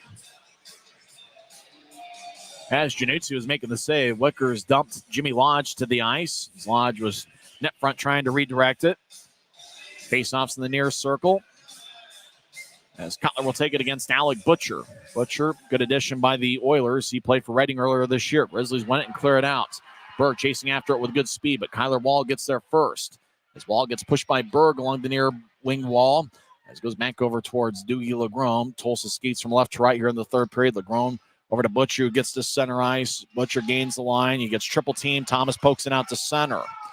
As Butcher tags back up as Legrome back in his own end down the middle. Moves it to the left side as it goes to Farron, who loses the puck. Penner gets it and clears it out. Why that fatigue really playing a factor, it feels like, here in the third period. Tulsa regathers it. LeGrone over to Butcher. It tapped off his stick. Thomas backhands it off the glass. It goes back to Tulsa. LeGrone. 10 seconds left in the power play. Skeets down the middle. Now he gains the line, throws to Polson on the right side. Polson back towards LeGrone, who centers it. Butcher wasn't available for the pass. And it rolls towards Januzzi, who covers up as Butcher is being held on to by Thomas. Thomas doing a good job making sure Butcher couldn't accept the centering feed. 2 seconds left in the penalty. Josh Wesley, the Grizzlies captain, will come out of the box. There's 2 instances over the last couple weeks where Wesley got sent back to the Grizzlies from Colorado and then was recalled right back to Colorado within like that same day. He's getting the frequent flyer miles in for sure. As one flight after another, he knows the distance from the Denver airport to Salt Lake back and forth. He probably knows how many steps it takes to get to his bags from the Salt Lake and Denver airports, from where his plane is. Tulsa wins the draw. Boudry, a shot goes wide. Wesley out of the box gets it. 3-on-2. He throws to Campagna, who slides a backhand pass towards Sukanik. Sukanik fumbles it, but kicks it towards the near corner. Campagna throws to Cutler at the near goal line. Cutler gets poked away as Tulsa slides it towards the near wall. Wickers gathers it. He's being checked by Sheriff. Wickers around the net as Hilderman gathers it. As Hilderman back in the far corner as he's being challenged by Cutler. Now Hilderman reverses field and gets away from Cutler. Long-range pass, taps off a Polson, stick in deep. 5:26 and counting left in the third. Utah still up 1-0. As Wickers moves it ahead towards Fitz, who fires it in. As McKee gets it, as Fitz chasing after him. McKee throws it behind his back for LeGrone, who directs it to Lodge. As Lodge has a glide towards the Tulsa bench after losing the puck. As Raby over the Fitz, puck bounced off of Lodge, who gets the puck. Lodge ahead to Reggie Millette, who gets the center ice. He backhands it in. Wesley chasing after it. Millette with great speed closes the gap. Millette crashes into Wesley, but the Grizzlies get the puck. Stapley gains the line and throws it in. Wesley with long strides gets there before LeGrone. As Grizzlies, Brett Stapley along the near goal line gets it. Stapley, 4.5 minutes left in the third, throws to the right side. Wootzheimer goes wide. That was a blast from Kyle Mayhew. As Gallant over to Raby. Raby collides with Doogie LeGrone. It goes back to Costantini in the near corner as he gets pushed by Raby. As Costantini bounces one to LeGrone behind Tulsa's net. Oilers spread the ice as Costantini gets it and plays catch with LeGrone behind Tulsa's net. Grizzlies sneaking a line change as LeGrone with an outlet pass to center ice for Millette, who taps it in as Mayhew is near the area. Yoon throws it back towards Mayhew. Millette collides with Dylan Fitz. Puck goes back to Fitz, who crosses center ice with speed. Fitz dumps it in. Berg chasing after it as Berg collides with Kyler Wall. As Wall behind the net skates towards the far side. As Wall gets pushed by Berg, but throws it back towards Jared Hilderman. As Hilderman taps off the near wall, it goes to Watson. Going to make that call move as the Oilers enter the zone. Butcher tried to center it, bounced off a Penner skate. It goes back to Butcher. Butcher fires towards the net, and it's blocked by his own guy. As Berg crosses center ice in the back check, he gets knocked down, no call. As taken, it's Quinn Wickers. Wickers gains the line towards the left side, now around Tulsa's net. Kyler Wall shadowing. Wall blasts Wickers along the glass. 3.5 minutes left in the third, as now the Oilers will brush it ahead as Tulsa will move it out. Grizzlies, Josh Wesley runs it down as he's in the Grizzlies zone. He skates behind the Grizzlies net as he stops and stays there. I'd be okay if he just stayed there the rest of regulation. Be a Grizzlies win. Gallant over towards Mayhew as McKee taps it, and he can't play it. It would be a delayed offside, so he lets Utah touch it. Cole Gallant back behind his net as Grizzlies skate from right to left here in the third period. We haven't had a whistle in quite some time. Less than 3 minutes left. Pass ahead to Cole Gallant. He gains line, centers it over towards Cron. Cron fanned on a shot. Now Cron gets it back. Backhands it towards the net. It's cut off by Mike McKee, who saucers it out to center ice. 3-on-3. Polson gains the line, skates towards his right. Drops it out for Sheriff. Sheriff skates in, but gets poked away by Wesley. Sheriff gets it back. He throws it to Hilderman. Left side, he's all alone. Shot is blocked. 2:30 left in the third. As Grizzlies, Cole Gallant will bounce it off of Sheriff. Sheriff gets it. Grizzlies make a line change. Sheriff with great speed crosses center ice. Now he gains the line. He collides with Mayhew as Sheriff loses the puck. Campagna lifts it to center ice, bouncing puck towards Messer. He battles with Hilderman. 2:12 left. Cutler skates in, takes the puck. Cutler left side, gets thrown down. Cutler backhands it to Quinn Wicker's left point. 2 minutes left. Wicker's over to Cutler. He's in the corner, gets it to Campagna. Tulsa back checks and takes it away. Good job by Watson. Campagna gathers it again and rolls along the wall as Hilderman backhands it to center ice. Reggie Millette will bounce it off to Campagna. Cutler along the near side gets poked away. Messner will fire it off the end wall as it goes to Hilderman, who's over in the far side. Hilderman across to Jimmy Lodge on a diagonal pass over to Millette, back to Lodge. Lodge near side over to Millette. He'll take a shot that goes wide. 1:30 left in the third. As Tulsa fires towards the net, it gets redirected as Reggie Millette kicks up top for Doogie Legrone, who fires towards the net, and Januzzi makes the save. 1:26 left in the third. As there's 1:26 left in the third, and we believe there's a timeout. As Utah leads 1-0, we'll find out how this one ends when we come back. This is the Grizzlies Hockey Network. At Smith's, shop Kroger brand products for all of your favorite things this holiday season. Because our proven quality products come at exceptionally low prices. And with a money-back quality guarantee, every dish is sure to be a favorite. These are a few of my favorite things. La la la la, la la la la. Whether you shop delivery, pickup, or in-store, Kroger brand has all your favorite things. Smith's, fresh for every. This isn't just copper. It's our job. It's food on our family's tables. Without it, we couldn't stay in touch. It's what keeps our homes warm. And our lights on. It's the power behind the team. And a greener, brighter future. This isn't just copper. It's a proud Utah and a strong America. It's Utah 1, Tulsa nothing. 1:26 is left in regulation. Grizzlies 31 shots. Tulsa's taken 30. The only goal in the game is scored by Josh Wesley. 11:32 into the first period. It was a 5-on-3 power play goal with Brett Stapley and Kyle Mayhew getting the assists. Both teams could pour out the bucket. The Grizzlies don't play till Friday night, as they're going to start a long road trip against Newfoundland in a 3-game set.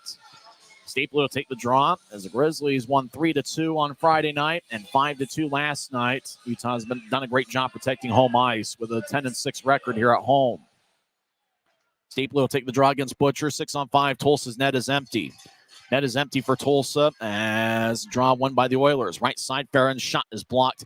Cole Gallant will lift it out to center ice. Bouncing puck as Tulsa brushes ahead. As Sheriff gets it to Butcher. High slot, righty shot. Saved by Januzzi. Dante holds on. He's done a great job controlling rebounds this afternoon as Butcher fired a blast in the high slot and about collar high. Januzzi was able to corral it and hold on with 1:13 left in the third. What a night by Dante Januzzi. He's really been outstanding here so far this evening.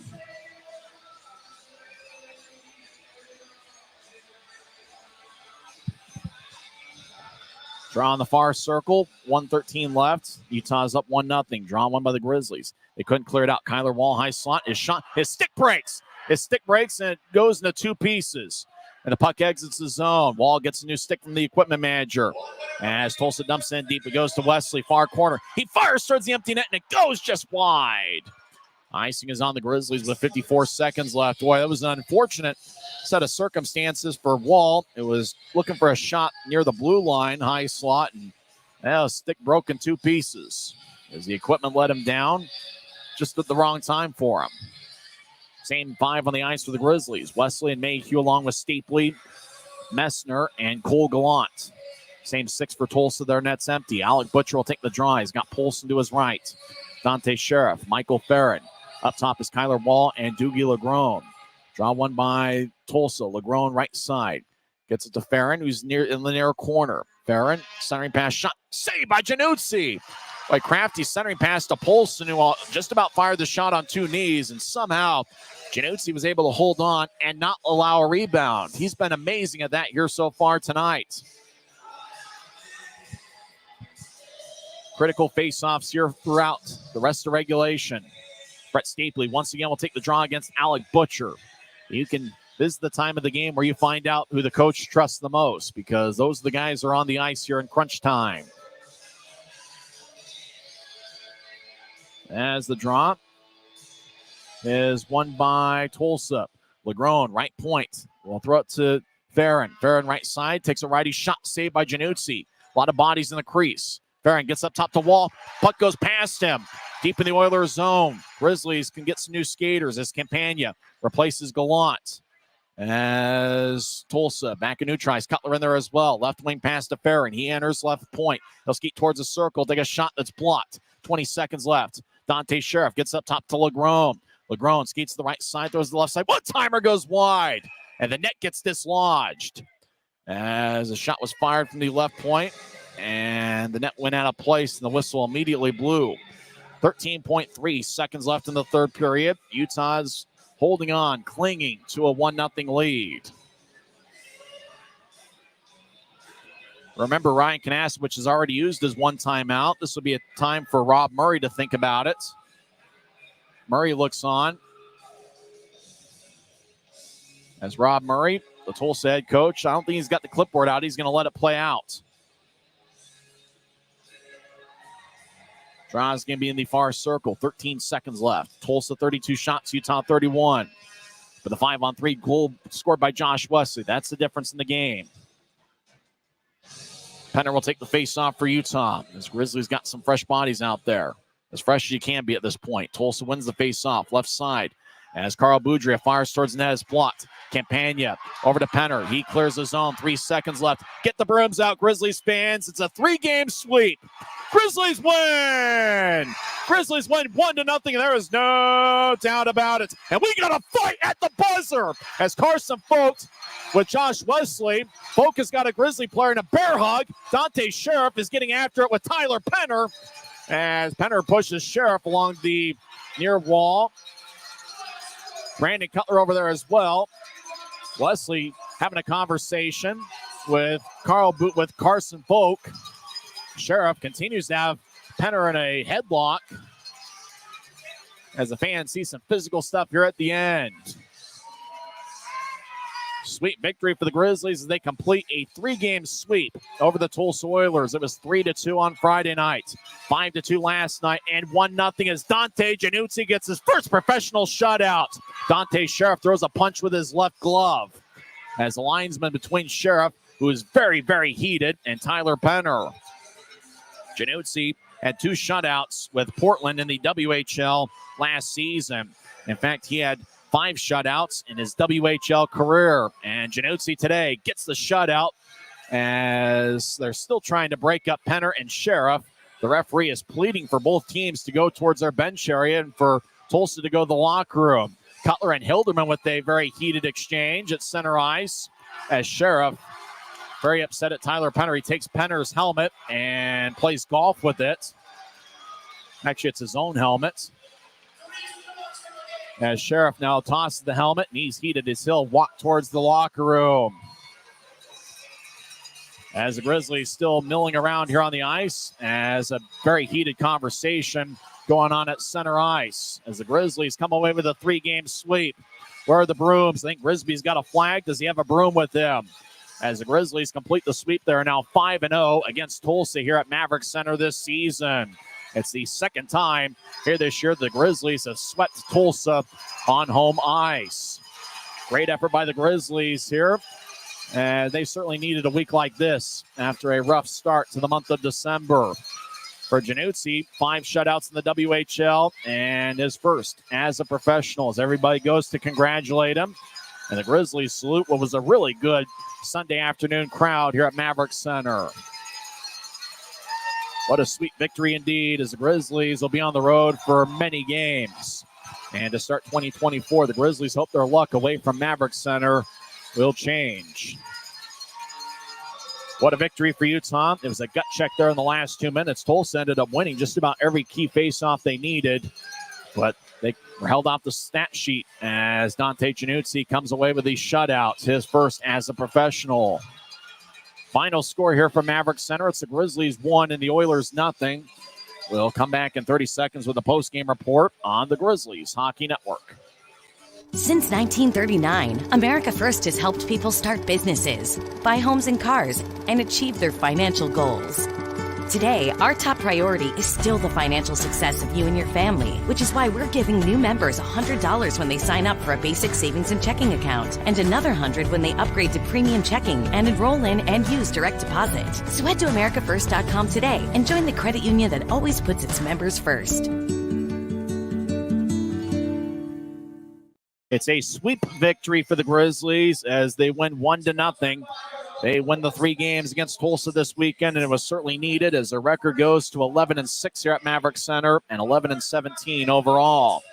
Third star of the game with 1 assist was Brett Stapley.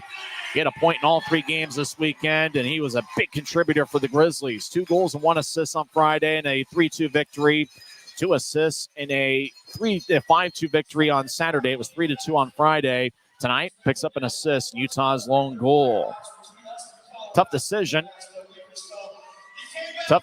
between who the first star was, but obviously with a shutout, you got to give Januzzi the first star, the second star, the only goal scorer, the captain, and boy, he showed his leadership here today.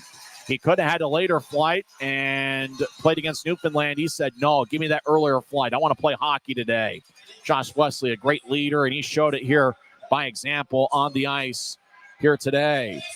The number 1 star, his first professional shutout. He had 5 shutouts in his WHL career with the Portland Winterhawks.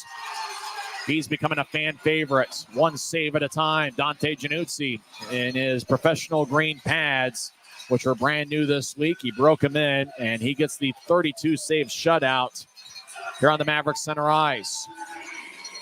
Januzzi's record goes to 4-10 this year, although he's performed better than the record would indicate. They have to feel good for the Grizzlies and their performance here this weekend. And we talked about last week hitting the reset button coming out of the Christmas break. And, well, that's exactly what the Grizzlies did. Came out of the Christmas break, and obviously Tulsa, a team that came into this series in 3rd place in the Mountain Division, and the Grizzlies really performed well. Januzzi was contacted quite a bit here tonight, knowing that the backup was a 50-year-old firefighter. And Januzzi really played his best when they needed it the most. Tulsa put together a good effort towards the end. And as we mentioned, the Oilers, they won all the key faceoffs that they needed to win to give themselves a chance. But the Grizzlies did a good job on a couple of occasions clearing pucks out. There was one occasion where a pass to the far point to Kyler Wall went wide, and Tulsa had to reset things. And you knew there was a little bit of a simmer in terms of physical play. And at the very end, it looked like we had some heated players out there on both sides, and it was more Tulsa players that were upset at Utah than the other way around.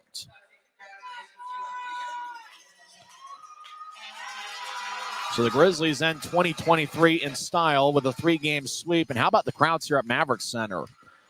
Tonight, the attendance was 4,587, which for a Sunday here in the Salt Lake Valley is outstanding. And think about the previous 4 home games the Grizzlies had here at Maverik Center. They had an average of 7,354. So you're talking about, the Grizzlies fans coming out in full force, and the Grizzlies this week putting together an outstanding effort all 3 nights to come away with 3 victories. There wasn't really much statistically to recap because the only goal of the game was scored by Josh Wesley on a 5-on-3 power play. 11:32 into the game with Brett Stapley and Kyle Mayhew getting the assist. We had a couple of really weird exchanges there early on. Tulsa and Coach Rob Murray accidentally circled the wrong starting goaltender as they had listed Julian Zunka as the starter, and Tomas Sukanik actually did start. Sukanik came out first for warmups, but we were confused when we looked at the lineup card and saw that Junka's name was circled. We thought, well, maybe Sukanik got hurt in warmups. Well, we didn't see anything. Sukanik came out to start the game, and at the first whistle, 52 seconds in, it was brought to attention that the Oilers had an illegal lineup, a bench minor. Tulsa did a good job killing off that penalty. If you talk about the turning point in the game probably being that 5-on-3 power play the Grizzlies had, as Mike McKee got 4 minutes worth of penalties, 2 minutes for unsportsmanlike, and 2 minutes for high sticking, 8:54 in. And then when Jared Hilderman got a tripping minor, 11:20 in, that gave the Grizzlies the 5-on-3 power play. Ryan Kanasowicz knew the importance of that play because he called his one timeout to set up a play, and I guess the play was set up for a one-timer for Josh Wesley in the left circle. They got to Wesley, and he went 5-hole on Tomas Sukanik to give Utah a 1-0 lead, and Grizzlies did a great job holding on to that lead. You talk about fatigue playing a huge factor, and I felt like it did. There wasn't a whole lot of player movement in the final 20 minutes. You can tell players are kind of talking to themselves, saying, all right, we got to go. Really, with the altitude and everything about that, I mean, it's really unfair to tell the players to, put together with 3 games like that and put together the kind of effort that they've got to. You got to be amazed by the endurance of these pro athletes, but it's kind of hard to ask, week in and week out to play 3 games in 48 hours. But both teams put together the effort that they needed to here tonight, and what can you say? Dante Januzzi, first professional shutout. I did a great job not jinxing things. I made sure not to say anything. Januzzi gets his first pro shutout. As we mentioned before, he had 5 in 5 seasons with the Portland Winterhawks, including 2 in each of the last 2 seasons. Tomas Sukanik also had an outstanding effort as he stopped all but 1. Sukanik stopped 30 of 31. The fans are filing out of here. A lot of spirit here. Everybody's going to celebrate the new year, and hopefully 2024 brings a little bit more cheer than 2023 did, unless you like 2023. In that case, maybe you want to build on what happened this season on to 2024. As for me, it's a personal reset button. We're going to have to find a little bit more luck, and hopefully things will go a little bit better for me personally in 2024. Grizzlies come away with a 1-0 victory. Tim Broussard's hanging out high atop Section 114. When we come back in 30 seconds, we'll talk with Tim and get his thoughts on tonight's performance as Dante Januzzi comes away with a clean sheet as he saved all 32 Tulsa shots. We'll come back in 30 seconds to talk with Tim on the Grizzlies Hockey Network. From commercial to recreational truck accessories, Mountain Land Truck Outfitters has got what you need. Flatbeds, spray and bed liners, lifts and leveling kits, wheels and tires. Mountain Land Truck Outfitters proudly uses a brand you know and trust. And with our experienced, knowledgeable, and friendly staff, your visit here will be informative and enjoyable. Stop into our convenient location in Provo at 265 South 100 West or call 801-225-4637 to get a quote for your fleet or individual truck. Mountain Land Truck Outfitters.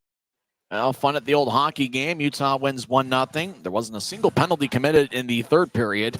And then there was probably a lot that you could call 20 minutes into the third as we finally saw that little bit of a simmer, a little bit of that boiling. It started to boil over right there at the final buzzer as it looked like Dante Sheriff really wanted to get after Tyler Penner, and there's a few other exchanges. But the best part is the Grizzlies came away with a 1-0 victory, and Dante Januzzi picked up a 32-save shutout. And what can you say? It was the kind of effort, and really this weekend was the kind of weekend that Utah needed to hit the reset button and get off 2023 on the right note. And they hope that obviously 2024 will provide a little bit more luck on the road.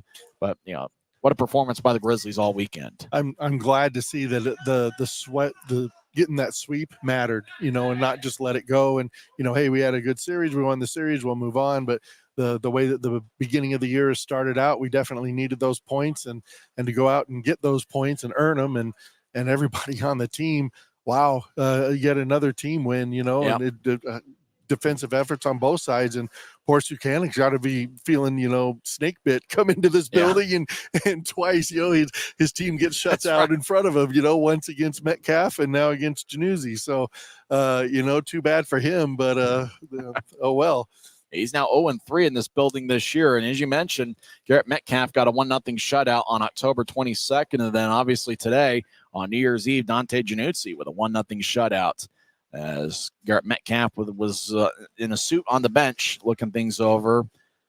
Good effort by, really Sukanik, even though it was a tough luck loss for him. The only goal was scored on a 5-on-3 power play, and Ryan Knaswich looks like a genius calling the timeout and making sure he set up exactly what he wanted the Grizzlies to do on that 5-on-3, and it led to the only goal of the game.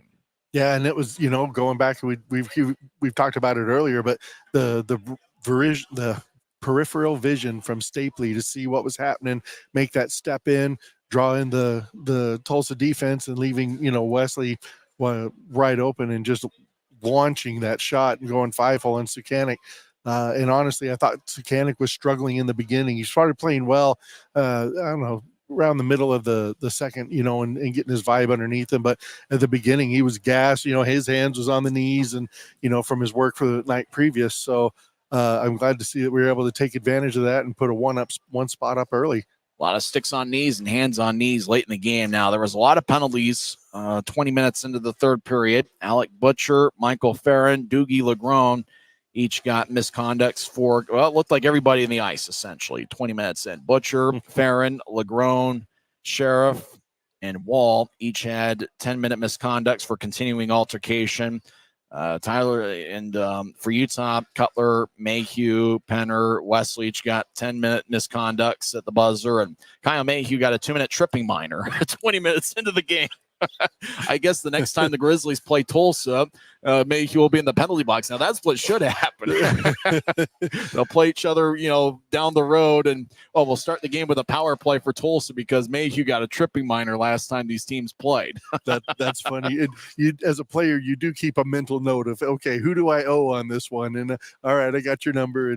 But you're speaking of personal battles out there. How about Mayhew against Sheriff all night long, keeping him in check? And it wasn't that Sheriff didn't get his opportunities. They just weren't, that grade A type quality. And if he was able to get loose, Januzzi was equal to the task on the other end. Yeah, they needed to. Sheriff was one of those guys, you knew if they were going to get a goal, it was probably either going to be him or Michael Farron or maybe Tyler Poulsen on a breakaway, something like that. So that's really what the Grizzlies needed to do, is shut down those big guns and, go from there.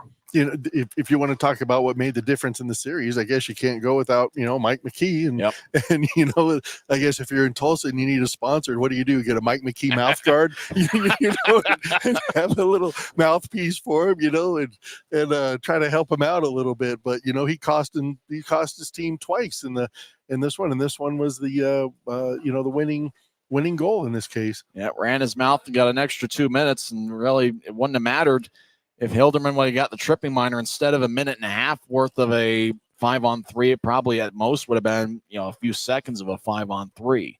It just, that was just the type of things that were happening against the Oilers. Actually, I think McKee if it would have been 2 minutes, he would have been out of the box because it was the second half of the 2 minutes. So yeah, Mike McKee talking smack to the official was probably what ended up costing him the game. Yeah, and like I said, he could have done that all game and have his, said his words and sat in the box, and I would have been just fine with that.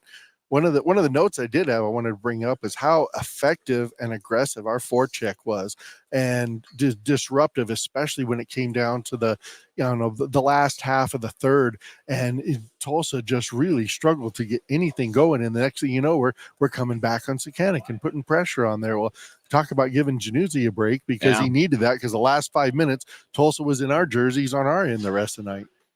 Grizzlies will face Tulsa for a 3-game series the first weekend of February 2nd, 3rd, and 4th. And I'm pretty sure everybody's looking forward to that February 2nd battle after all the misconducts we had at the buzzer here tonight. Well, I think the big thing for the Grizzlies, they protected home ice. Now, obviously, January, they got to, play a little bit better on the road. I kind of have that feeling once they get that first one out of the way, to get that first road win, that the rest could follow. And it's not like the Grizzlies need to win them all on the road, but if they can find a way to win at least 40%, maybe they win half on the road, especially here in the month of January, where they're going to be on the road the majority of the time, they're going to end up getting back in the playoff race pretty quickly. Right, and we talked about what do we need going into the Christmas break. And well, we needed a mental and physical reset. And I think, now they have a receipt of their efforts. We have a sweep of Tulsa. Okay, now here's your catalyst, here's your spark plug. Let's get this going. And it was good to see that Wesley was able to come back, contribute, and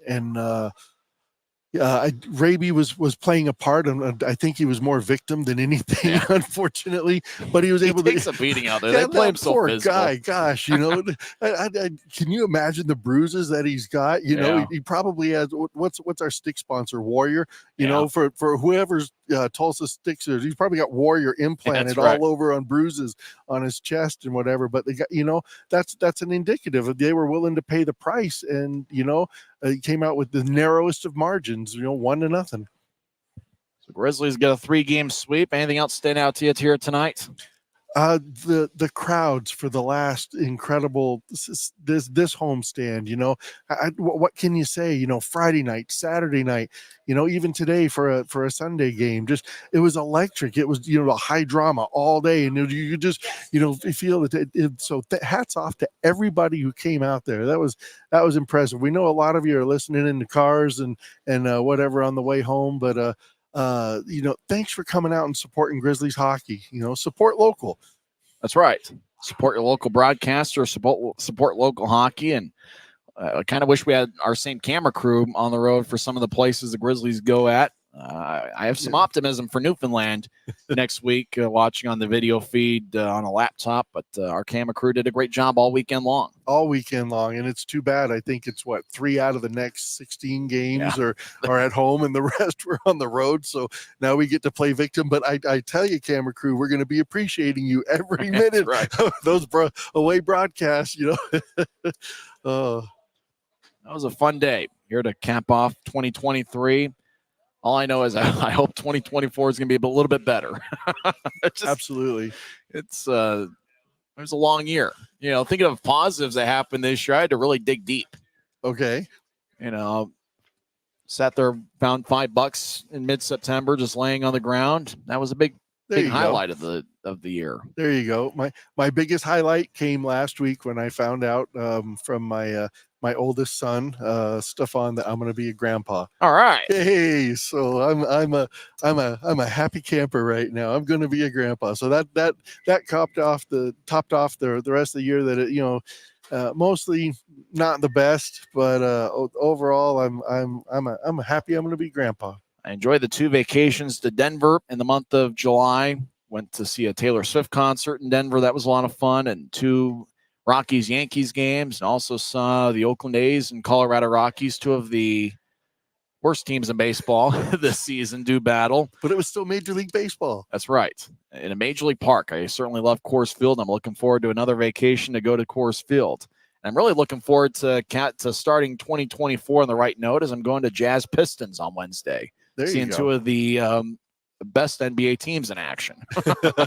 Hey, Pistons are on a 1-game winning streak. That's funny because we talked about what is a winning streak at the beginning of this. I was thinking of Major League too. I thought about it on Saturday. It was that classic line there in the locker room, and Lou Brown, the manager, goes, "All right, you guys, let's listen up.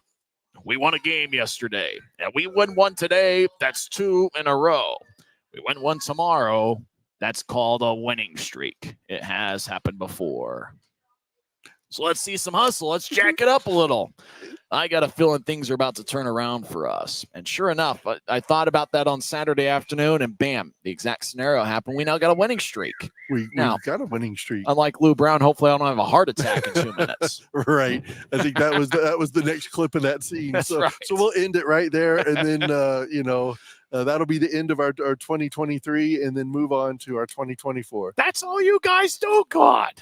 It's either a leg thing, or a spiritual thing, or a psychological thing, or a heart attack. Who used heart attack? Me. You got that down pretty good. I've seen the movie many, many times. Okay. Well, especially growing up, I couldn't necessarily watch Major League in a Mormon household as a kid, but they let me watch Major League 2. So I watched Major League 2 a bunch of times, trying to figure out how Major League 1 went until I, eventually ended up watching it. That's awesome. Major League 2 is one of the better sequels in movie history. I'll take either one. They're sort of like that springtime. Okay, gotta have my Major League 1, gotta have my Major League 2, gotta have Caddyshack. Yep, those are the 3 staples. Sadly, I was thinking of Bull Durham when our record was 8-16 earlier in the month of December. But hey, better times are here at Maverik Center. Yes. With Utah is 11-6 here at home this year. They've really played well here at home, and we'll see if it translates to the road in the month of January. Well, Tim, it's been a lot of fun, and hopefully we'll have some more fun here later on this season with the new calendar year being 2024. Absolutely. Well, Happy New Year to you, Tyson. Happy New Year to each one of our fans that are out there, and we wish the absolute best for you and continued success for the Grizzlies. We thank everybody for their support. Once again, the 3 stars of the game, Brett Stapley with 1 assist was the 3rd star. 2nd star went to Josh Wesley, who scored, I guess, the game winner, 11:32, and he had the only goal of the contest. And Dante Januzzi He's the first star with a 32-save shutout. Januzzi had 5 WHL shutouts over a 5-year stretch, including 2 last season. He picks up his first as a pro. Well, that'll wrap things up. Once again, in 2 hours and 23 minutes and in front of a good Sunday crowd of 4,587, the Utah Grizzlies came away with a 1-0 victory over the Tulsa Oilers. Utah is now 5-2 against Tulsa this season. For Tim Broussard, I'm Tyson Whiting, and it is what it is. We'll talk to you on Friday afternoon. 3:30 will be the face-off time for the Grizzlies and Newfoundland Growlers from Maverik Center. That's center spelled C-E-N-T-R-E over in Newfoundland. It should be a lot of fun as the Grizzlies take on the Growlers for the 4th time this season. Remember, the Grizzlies won 2 out of 3 games against the Growlers on Thanksgiving week here at Maverik Center. Thanks for tuning in. You've been listening to the Utah Grizzlies Radio Network, presented by Rio Tinto Kennecott.